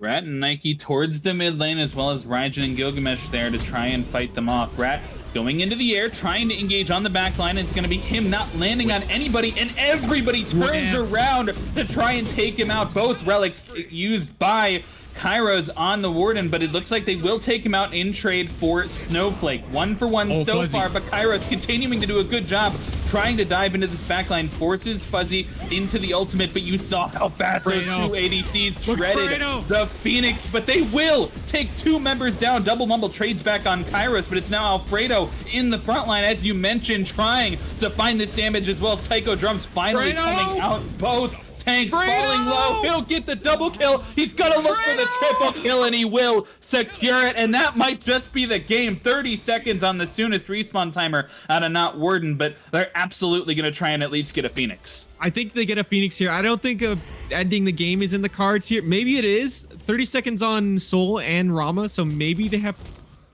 I don't know. It's going to be risky if they go for an end. They are pushing into the Fireside Wave. The pings are coming out to maybe look at the Gold Fury instead, and I don't mind this call at all. I think what Going Ghost did there, they did it perfectly. You're not going to be able to defend against this like double ADC comp of just shredding the objective. Immediately turn and burn the person and then look for the fight on the re-engage. It was a fantastic re-engage. Nias and Omega bought so much time. Snowflake especially bought tons of time, eventually dying, but I think it's worth because of how much time he bought. Nias then got a fantastic ultimate, forced everyone into a certain position. Eros jumped on top of Fuzzy, killed him. Then the rest of the team showed up. Fredo was able to get a massive triple kill. I mean, yes, they lose their left-hand side Phoenix, but I don't think it's that bad. You have Fredo's ultimate. Yeah, and one thing I will talk about as well is that's exactly what they've been doing, and they've been doing for a couple different fights now, is turning or trying to turn on this Ratatoskr, who seems to be diving himself. By himself, excuse me. I'm not sure if you'd completely agree with that statement, but it seems to me that a major difference between last game and this game is how prevalent we got to see that Ardio solo be in the backline as a nuisance versus how much of a struggle Double Mumble seems to be having to get himself into that backline to join the Ratatoskr and maybe play it a little bit more together. The soul lane difference is definitely a big one this game. Nike doesn't fill the role that Ardio does of 6 abilities. Meave just spam them all, gain some MP5 and MS off of each one through the 4 passive. I kind of like... It's a similar concept of I'm going to absorb lots of damage and hopefully survive out of it, but it's not the same idea. It is a different pick, yes. The fact... I don't know. It's going to be interesting to see. I agree, though, that Warden is diving in first, and I feel like that can't happen. It has to be the Double Mumble jumps in first, and then Warden on top. Mumble has to be the one that calls the engages here, not Warden. Well, now we're going to see a small reset as we're all going to be focused around this next Fire Giant spawning up. Enhanced Fire Giant.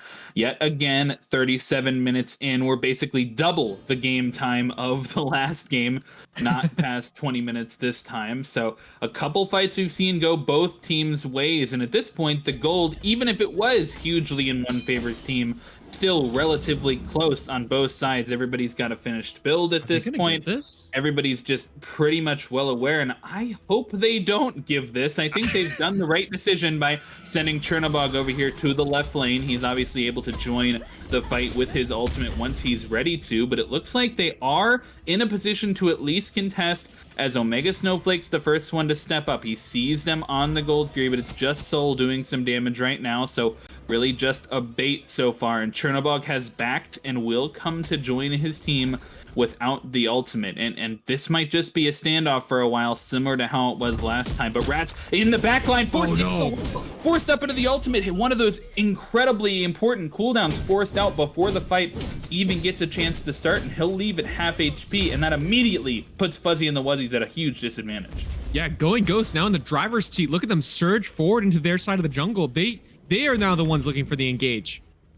Pushing up on the front, Omega Snowflake doing a little bit of that zoning, but it's going to be Nihis starting up this enhanced Fire Giant. Both Terry and Mid on this, doing the damage, already down to half HP. It's falling low. Souls on the back end of the Gold Fury though, but they're hopping off to try and take down these carries. It looks like Nike's tried to force him onto the back lane, but it's Alfredo using that ultimate to get into the front line, taking a double kill. Might look for this Fafnir as well, but it's Join taking down that third kill in the team fight, and Soul, the Disapparate, won't be enough to save her life this time, but it might be enough to secure Raijin's life, as he does end up completing the kill. Deicide. This Nike, and it will be a deicide as they look to end the game. We're going to a game 3, baby.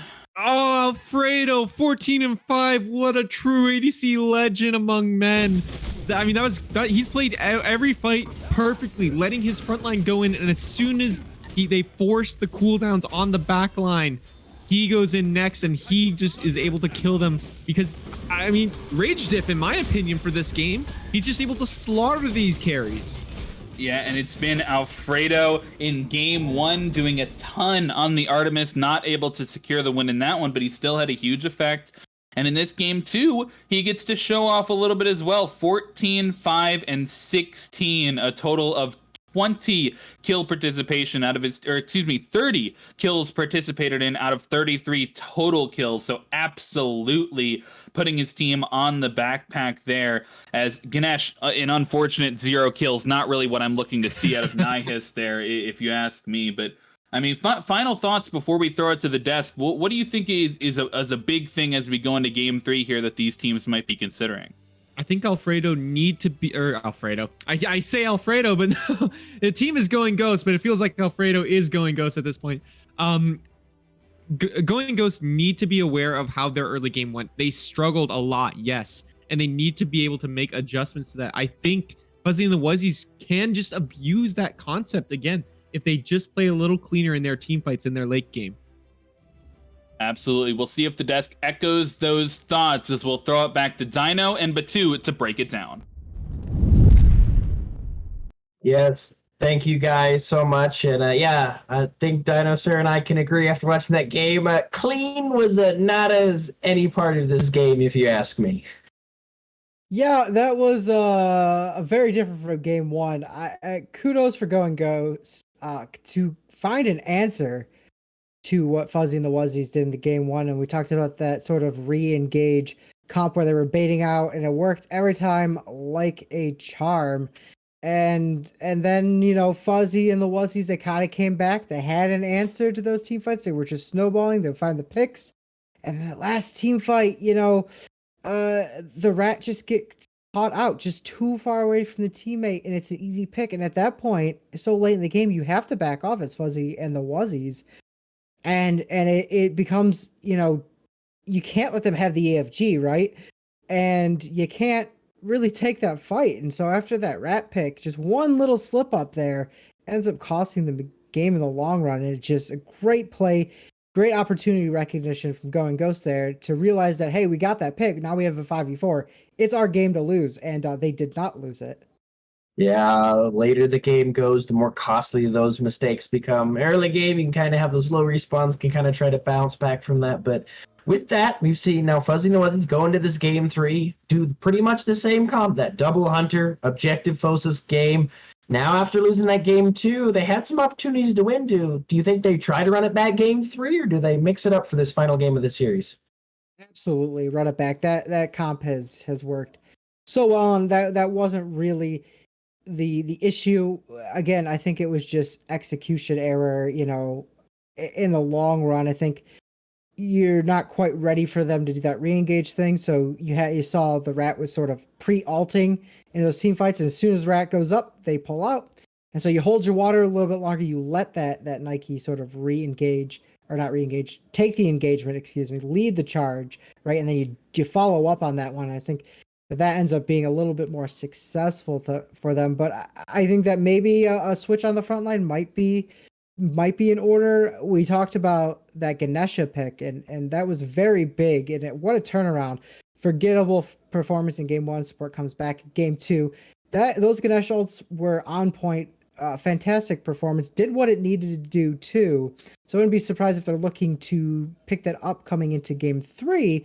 On the flip side, if you're Fuzzies and the Wuzzies, you have to be prepared for that. And I don't think that Nike was really. It wasn't a bad performance, right? But I don't think that it was doing anything for you. And I think that the rat just, I think it just wasn't working for sort of the play style, that sort of re-engage comp that Going Ghost was going for. So you might hope that Osiris sneaks through, or maybe look to another warrior. Could be another possibility as well. But again, I don't think that the picks were at fault for this one. Yeah, we'll get to see what they kind of run back. We're going to go to a quick break, so don't go anywhere, but we will be right back for this game through the conclusion to see who's going to end up going 2-0 and who's going to come out of the set 1-1.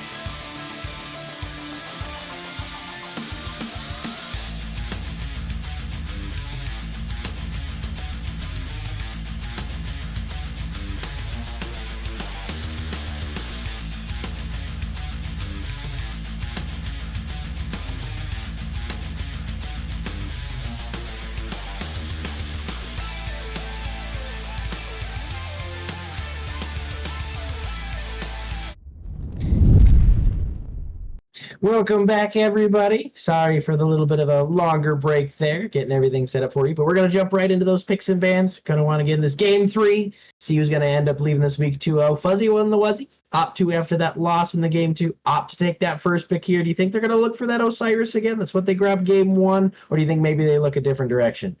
I mean, the Osiris really, really helped him out early game. I wouldn't be surprised. Maybe they look for that Apollo pick. That was also working pretty well for them.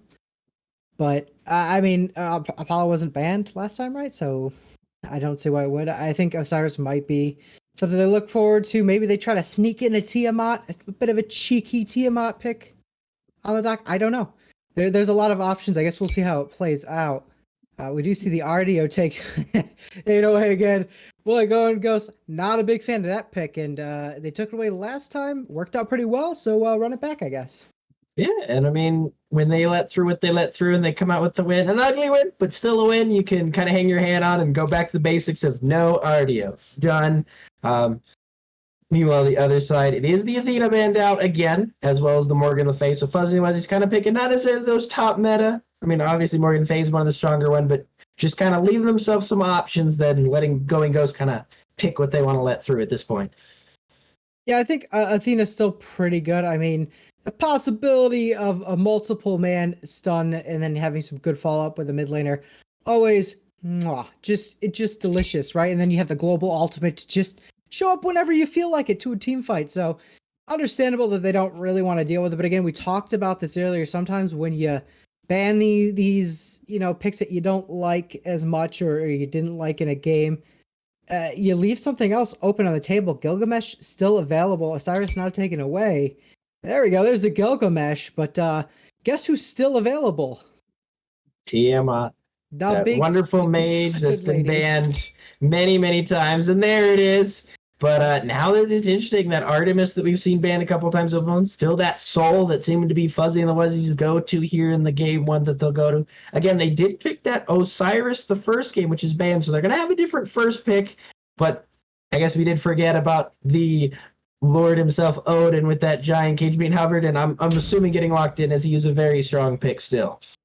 Yeah, weird to forget about Odin, right? I think he's just been banned by default, so you just assume he's not available anymore.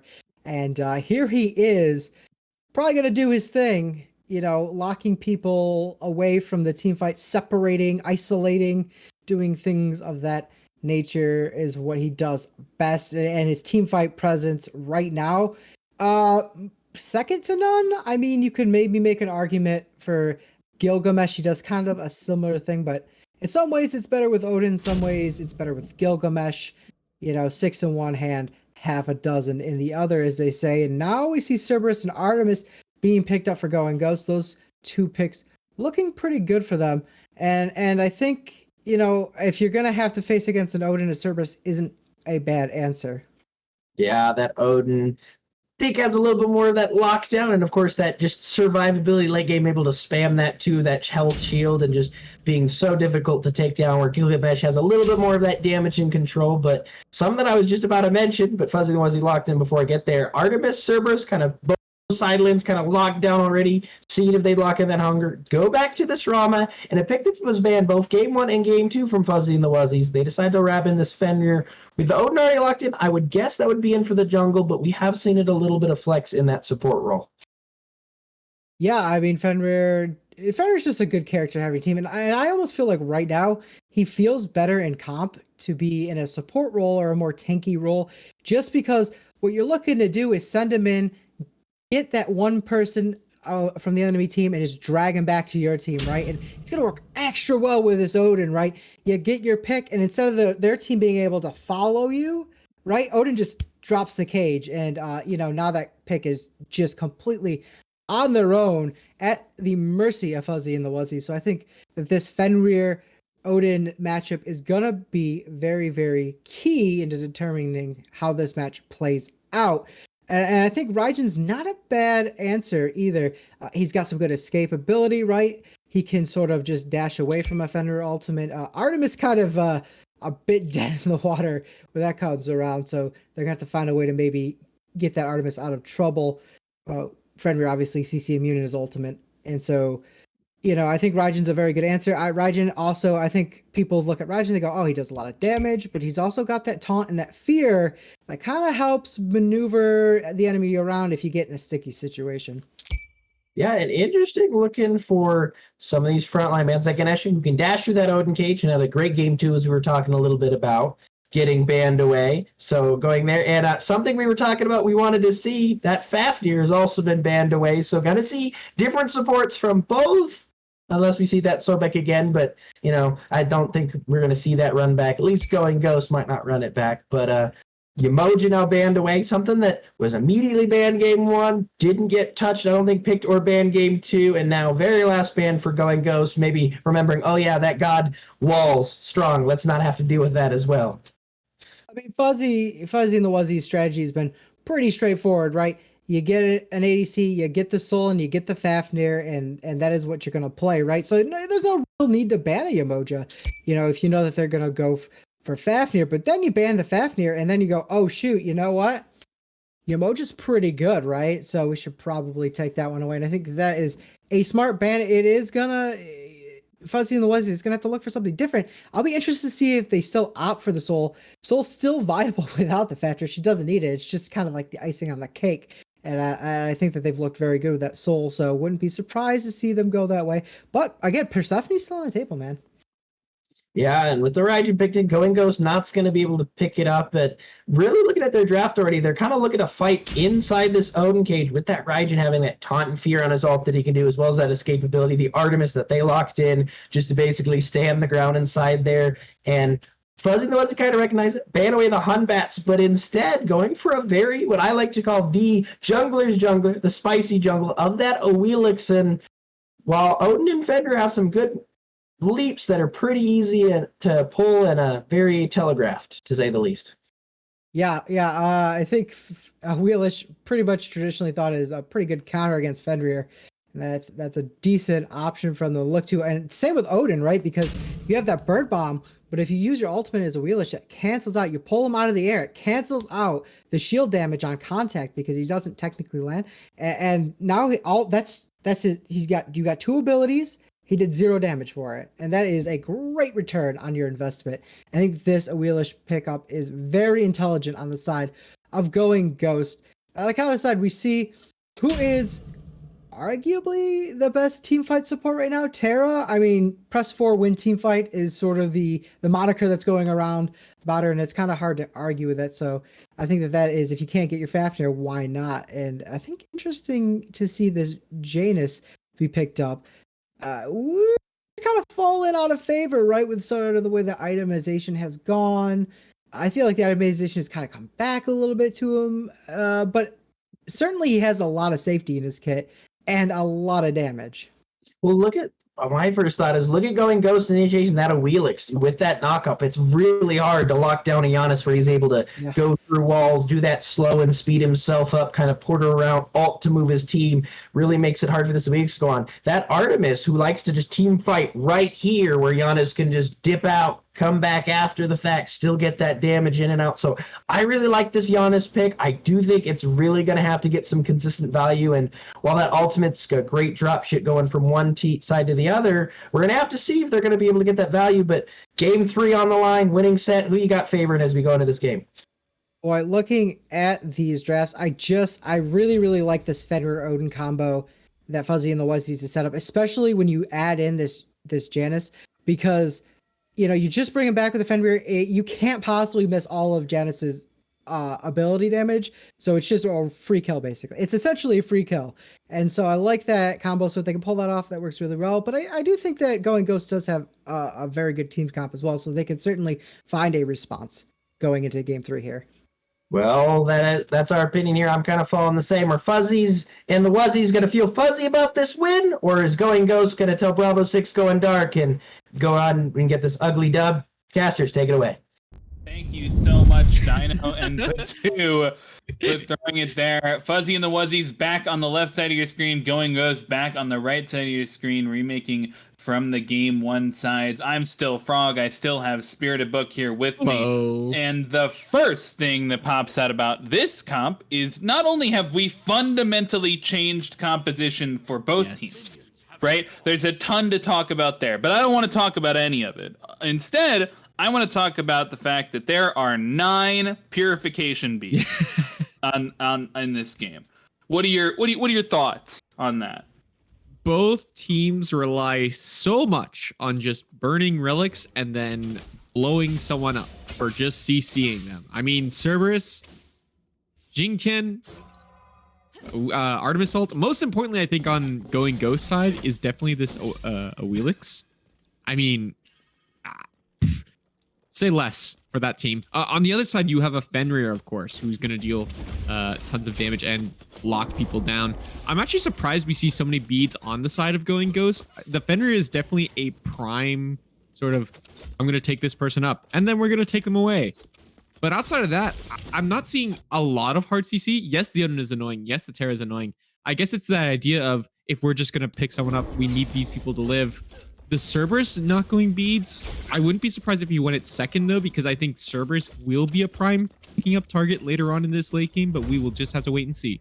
Yeah, especially if Omega Snowflake wants to be as aggressive as he was last game. But a quick kill found in the mid lane, similar to how we saw game number 2 start its join, once again being taken out for first blood on this Raijin. This is the 3rd game in a row that we've seen him go to this Raijin. Didn't look fantastic in game number 1, but I have to give him credit for game number 2. He did hit some more impressive Taiko drum targets, right? He was able to get that damage off in several of the team fights. He didn't find himself in as dangerous of positions as he was finding himself in game 1. So we do see him reprise it for the 3rd time of 3 in this set, but different picks across the board for almost everyone else, especially on the side of Fuzzy and the Wuzzies. The only one who's reprised his pick there is Fuzzy Wuzzy himself on this Rama, but 4 different members. And if I recall correctly, they didn't ban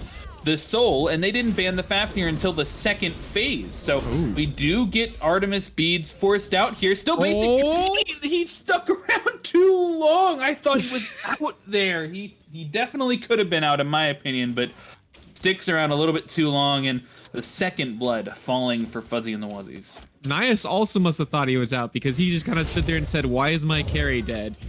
You gotta respect that Terra lockdown in the early game. You know, Terra not normally known for being a level 1 through 3 kind of god. She kind of comes online when she gets that 3rd ability because of how her kit synergizes. But when you have Rama and Terra, a combo that just kind of can walk at you, and your Artemis Jingtian, you don't have a lot of hard clear in this lane from Going Ghost. You kind of have to, okay, it's just kills across the game. It's just like game 2 early game. Just like game 2 early game indeed, as we see another solo kill coming out here on the side of Fuzzy and the Wuzzies, similar to last game. Seems like Double Mumbles consistently getting the better of this early game solo lane, regardless of how the picks match up. He was on a Guardian in game number 1. He's been on Warriors the next 2 games. In this game, they allowed him to get Odin, possibly the biggest member, the biggest determining member of this fundamental team composition change. Would you agree with that? I definitely would. It changes up how he wants to play the team fights. He's more of a setup god, less of a damage sponge in comparison to his game 2 performance. That's kind of what the Nike was there to do. Game 1, it was definitely just Artio being a damage sponge / nuisance. Game 2, it was definitely just being a pure damage sponge. This game being, I wouldn't say necessarily a hard carry, but definitely can work towards diving that backline and just setting up for this Fenrir and the Yanis, who's going to be looking to dive really hard, and Fuzzy, who's just going to be looking for those far from range ultimates as well, those snipes. Yeah, big AoE setup from the side of Double Mumble, as well as that large AoE ultimate coming out of Brian Codex, Terra ultimate. Pretty consistently referred to as one of the best team fight ultimates in the game, and Odin is no slouch in that area either. Both of them contributing to that team fight, definitely in similar ways. But one thing I might say is that it doesn't necessarily synergize instantly with this Giannis. You know, going through, the Giannis is known more as an assassin type mage. He's going to get in there, he's going to get out, he's going to do a little bit of damage and dance around trying to prevent his team from getting in. But hold that thought, Fenrir getting the ultimate early. This is the only character that does not have the rotation. As we mentioned, the rotation coming in to finish that kill. Fenrir knew exactly what he was doing and where he was putting the Cerberus into a rough spot. They're going to steal the blue buff, the Cerberus's life, and some of those camps on the back end. And a Wheelish, a level ahead still so far, but we've now seen 2 buff invades from the side of Fuzzy and the Wuzzies. They're definitely dictating the pace. Yeah, and this is how Fuzzy and the Wuzzies have played all 3 games so far. They've been the ones that have been dictating the pace early game. They're the ones that are just pushing they pushed their lead really far last game, but at one point they kind of peaked. I think they peaked their lead. This game, I just want to see them keep climbing. I don't want to see them hesitate, stop. They just got to keep doing what they're doing right now. Easier said than done, especially with this different comp when it comes towards objectives. They are not going to be able to shred objectives as hard as they did in Game 1 or in Game 2. Giannis having a little bit of secure, and if he really wants to expend that through space and time, can have some better secure, but Raijin still going to be contesting that, as well as both tanks going to get some damage off into the Cerberus, but that Odin cage coming out a little bit too late, but it might be made up for here in the duo lane, and they will not clean him up before he goes into the ultimate, and the Giannis portal is here to try and let him get out, but the Artemis 2 does come down, Artemis 3, excuse me, able to finish that kill, and the Jing Chen gonna pick up a double kill as well on the back end of it, making up for his 0 kills on the Ganesh performance. He picks up 2 early ones on Jing Chen. Yeah, you're really disappointed in that one, huh, Frog? Yeah. I mean, that's a clear showing of why Yanis is still relevant, just being able to global ult across the map. But just an interesting take on, yes, we're gonna take this fight, but Brian being on that right-hand side yet again. Yes, he's trying to pressure out the solo lane. We've saw him do it in Game 1 and a little bit in Game 2. His goal is to kind of just pressure out Snowflake. Terra! Oh my god!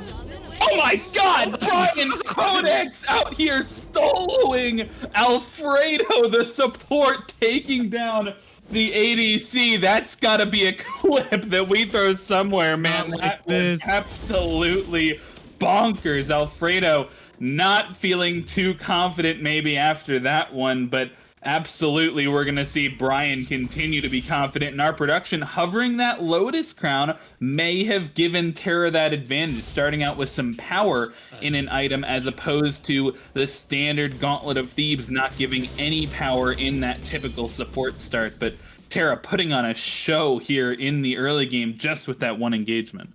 Do you remember that Season 5 clip when Divios clapped Arkil? Like, literally clapped Arkil? Like, maybe? Yes? No? Maybe? Okay. It was versus Dignitas at Worlds. Anyways, she does lots of damage. Like, 4 damaging abilities, technically. She's one of the few Guardians that has that. She hurts. Like, I don't know, man. Like, I don't hate it. I don't hate this Lotus Crown rush to give yourself a little bit of extra power to just kind of keep up this pressure and the damage on this god. You know, kind of unlucky for Alfredo.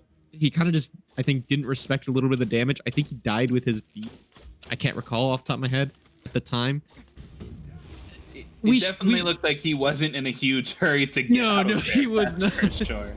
But he does end up falling, and it might be now Raijin under a little bit of pressure. But Giannis, that's actually the 5th or 6th time I've seen him use this portal in an aggressive manner, as opposed to holding on to it as an escape tool, and I think that might have something to do with how passive this Awilish has played so far. We've only seen her in one gank, and that was the big fight over here in the left lane. We actually might see it again. Awilish trying to find here early. Good turnaround from Fuzzy Wuzzy to prevent him from being knocked up, and that's going to immediately dissuade Kairos here, have him back off. But just in general, he's maintained a 1-level lead here the entire time, but his only fight, his only participation anywhere on the map was that duo fight.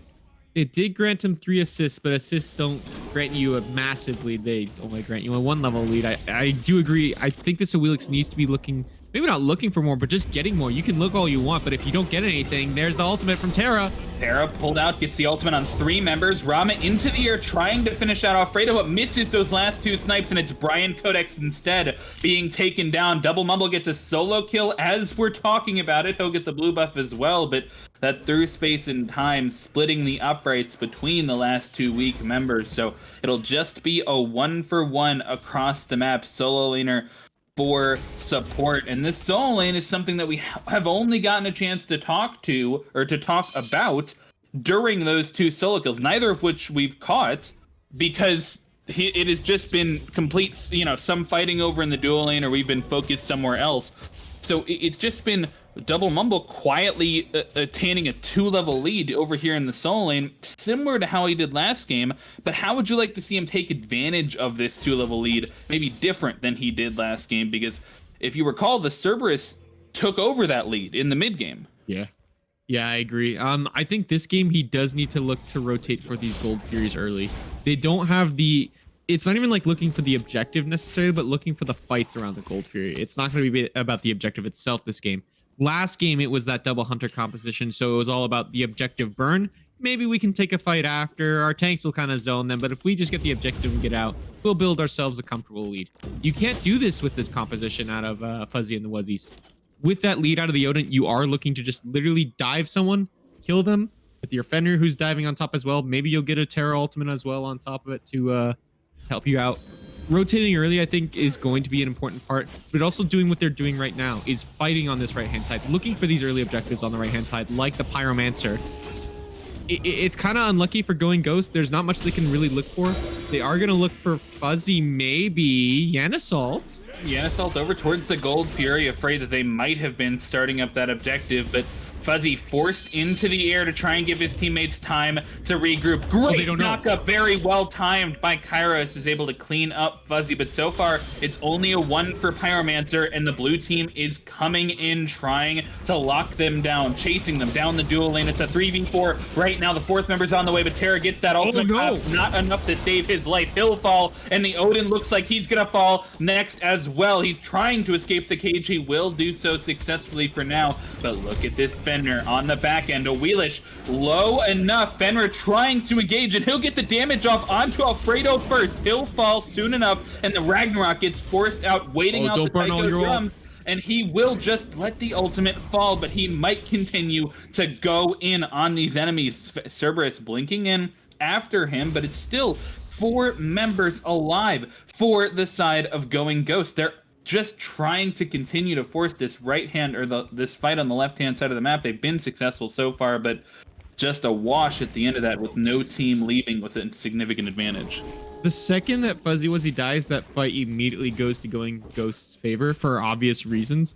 But I mean, Brian Codex, I feel like he goes in just a hair too early. He goes in and just immediately gets punished and blown up for it. It's still Fuzzy and the Wuzzies, though, who are keeping up this pressure on the left-hand side, getting that red buff invade.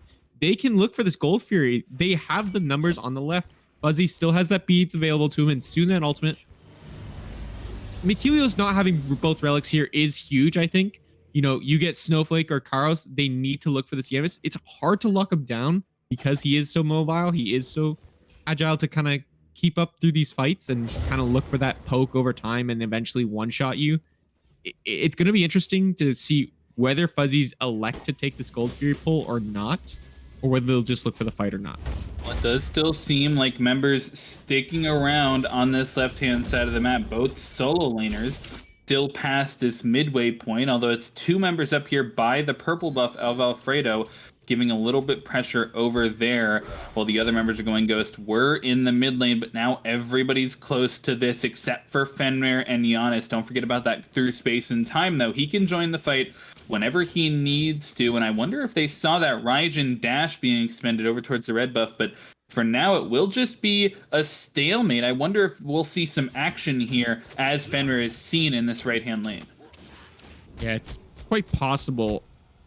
I'm not quite sure what going ghosts need to look for just yet. As we say that, Brian kind of looking for some poke. I don't think there's going to be... Oh, hang on. They're going to engage going ghost. Cerberus gets the ultimate down, pulls a member in, forces the Terra ultimate onto 7 different members, and Odin gets that engage, transfers 2 members into the cage, and through space and time knocks the Raijin down to half HP. He's in a rough spot now, but Alfredo is in a rougher one. Oh, in nice the portal. grave, joining Mikelios and Kairos as they both fall. Nihos falling as well. A clean 4 down for Fuzzy and the Wuzzies, or Fuzzy and the Wuzzies getting the kills, excuse me, going ghost in a little bit of a rough spot. And you saw Join did not want any of that after he was clipped by the through space and time. It seemed clean to me. Yeah, that was just textbook from Fuzzy and the Wuzzies. Brian goes in, says, look at me, look at me, look at me. I'm a juicy tank. I just burned all my cooldowns. Come kill me. They jump on him, engage on him, and Mumble just goes, wait, they just jumped in, they engaged? Oh, sweet. Now they're all backing up? Oh, perfect. I'm gonna blink. No, I'm not even gonna blink. I don't need to blink. I'm gonna jump in. I'm gonna cage. They're all caged. They have no phantom yet. Yeah, let's kill them all, boys. I mean, and it was a fantastic Terra ult as well. 7 members right there. I believe 5 members of the enemy team, 2 members, 8 members actually, including Terra herself. So just a hugely impactful Terra ult in that fight. 2 members trapped in on the Odin cage, as you mentioned, as well as a clinical through space and time flying out from the Giannis. And you just talked about that Phantom being a critical aspect in that fight, not able to save any members, but might be able to save members in the future as we see a more than standard fandom pickup from this Jing Chen. Nihas grabbing it on support and upgrading that early, but instead of the Aegis for the Artemis, something kind of interesting, we see another Phantom out of her.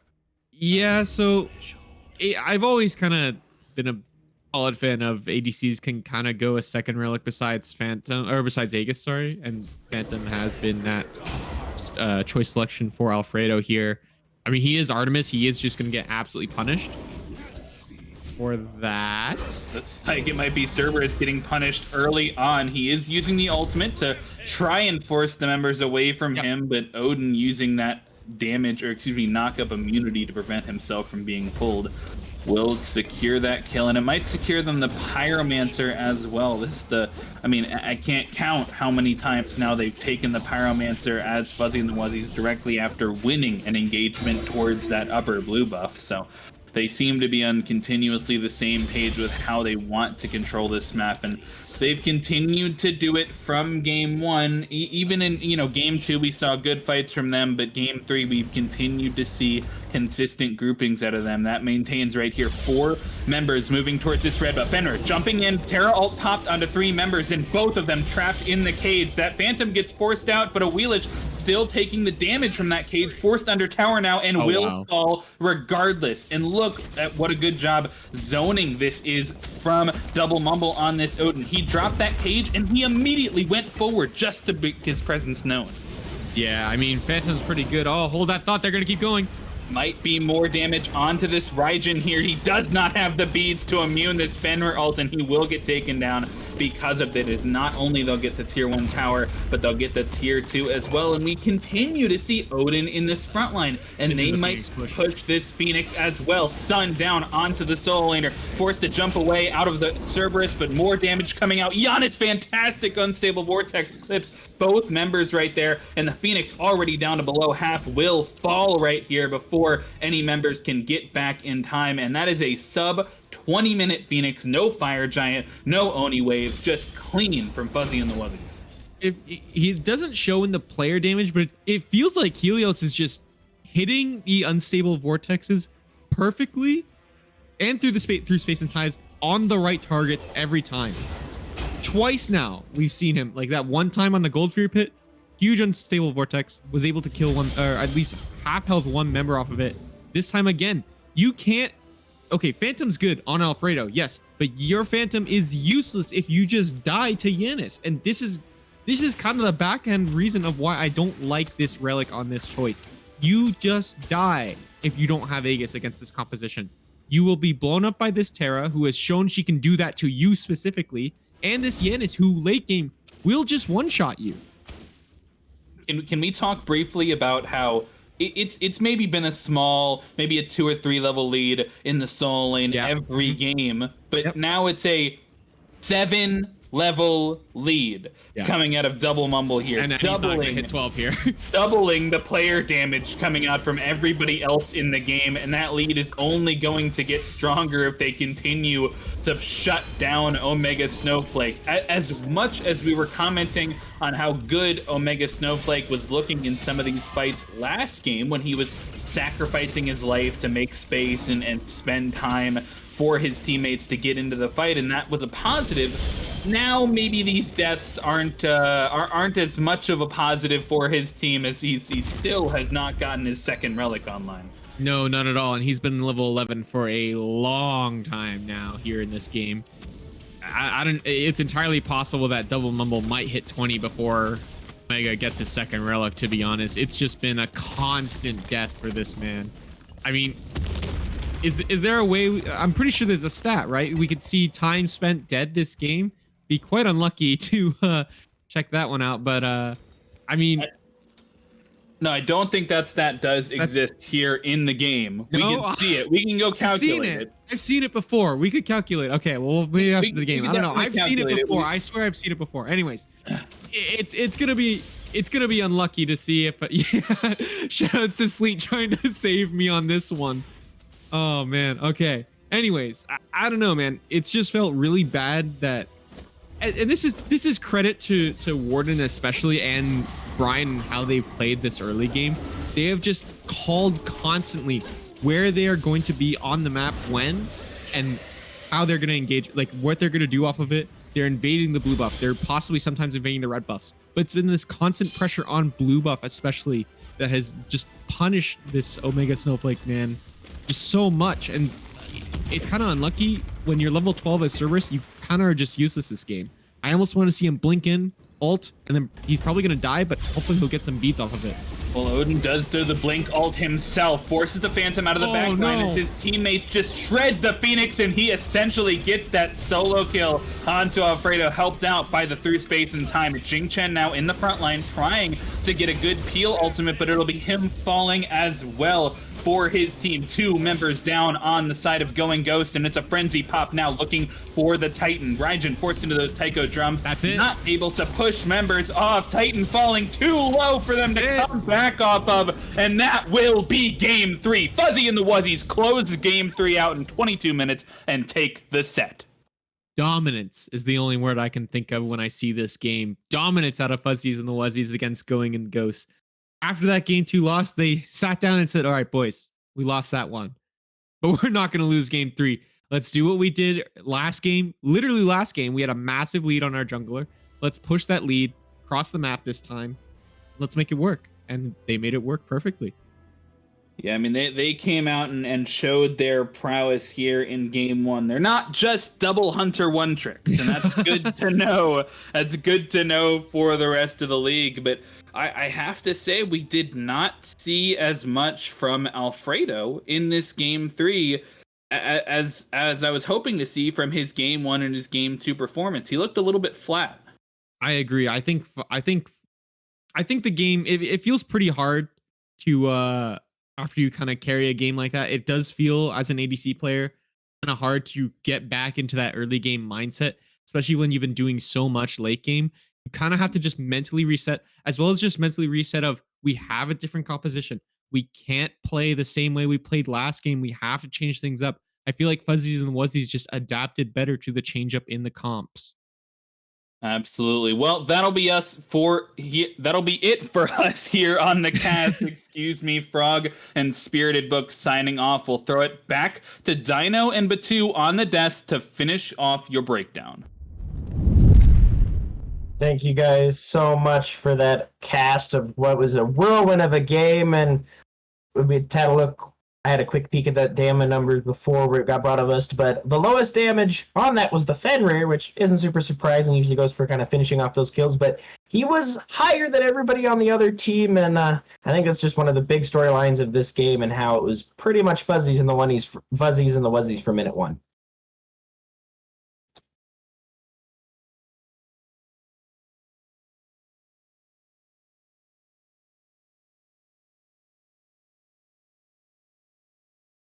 Hey, can you hear me now? There we go. I was saying the Fuzzies and Wuzzies clearly came in with a game plan and they executed it flawlessly. You see this Odin and this Fenrir just popped off. They were an unstoppable force, and hats off to them for that. Yeah, hats off to them. Hats off as well to their opponents here. Going Ghost, not able to pull out the W, but had a couple some rough games, but definitely saw some amazing picks on there. Alfredo specifically did some amazing work in that game 1 on that Artemis, and although wasn't able to prize it game 3, had an insane stellar game 2 as well. So by no means were they down and out in this game, but just didn't seem to be their day in this set. Yeah, no, just didn't work out in the end. I think again the desk or the cast kind of covered it, and when they said that maybe she should have picked up the Aegis. I think in the long run, the Aegis wasn't gonna be the difference between victory. It might have helped things a little bit, but I think that this is less a story about Going Ghost failing and more of a story of Fuzzy and the Wuzzies just executing their game plan the way that they needed to here in Game 3 and playing just straight up good Smite. Yeah, nobody's going to be upset at watching some good Smite. A little bit rough to see if you're on the other side, but hope you guys enjoyed the cast here today. Again, shout outs to our team here, Illicit, behind doing all the dirty work in the production. And again, good job on the cast there, Frog and Spirited Book. But that's going to be here from us, me and Dino on the desk. Going to set it off here. Tune in tomorrow, 7 EST for our last set cast of week 2 for AGL, and then of course we'll resume later this weekend to bring you game 3. But with that, you guys have a great weekend and have a Smite on.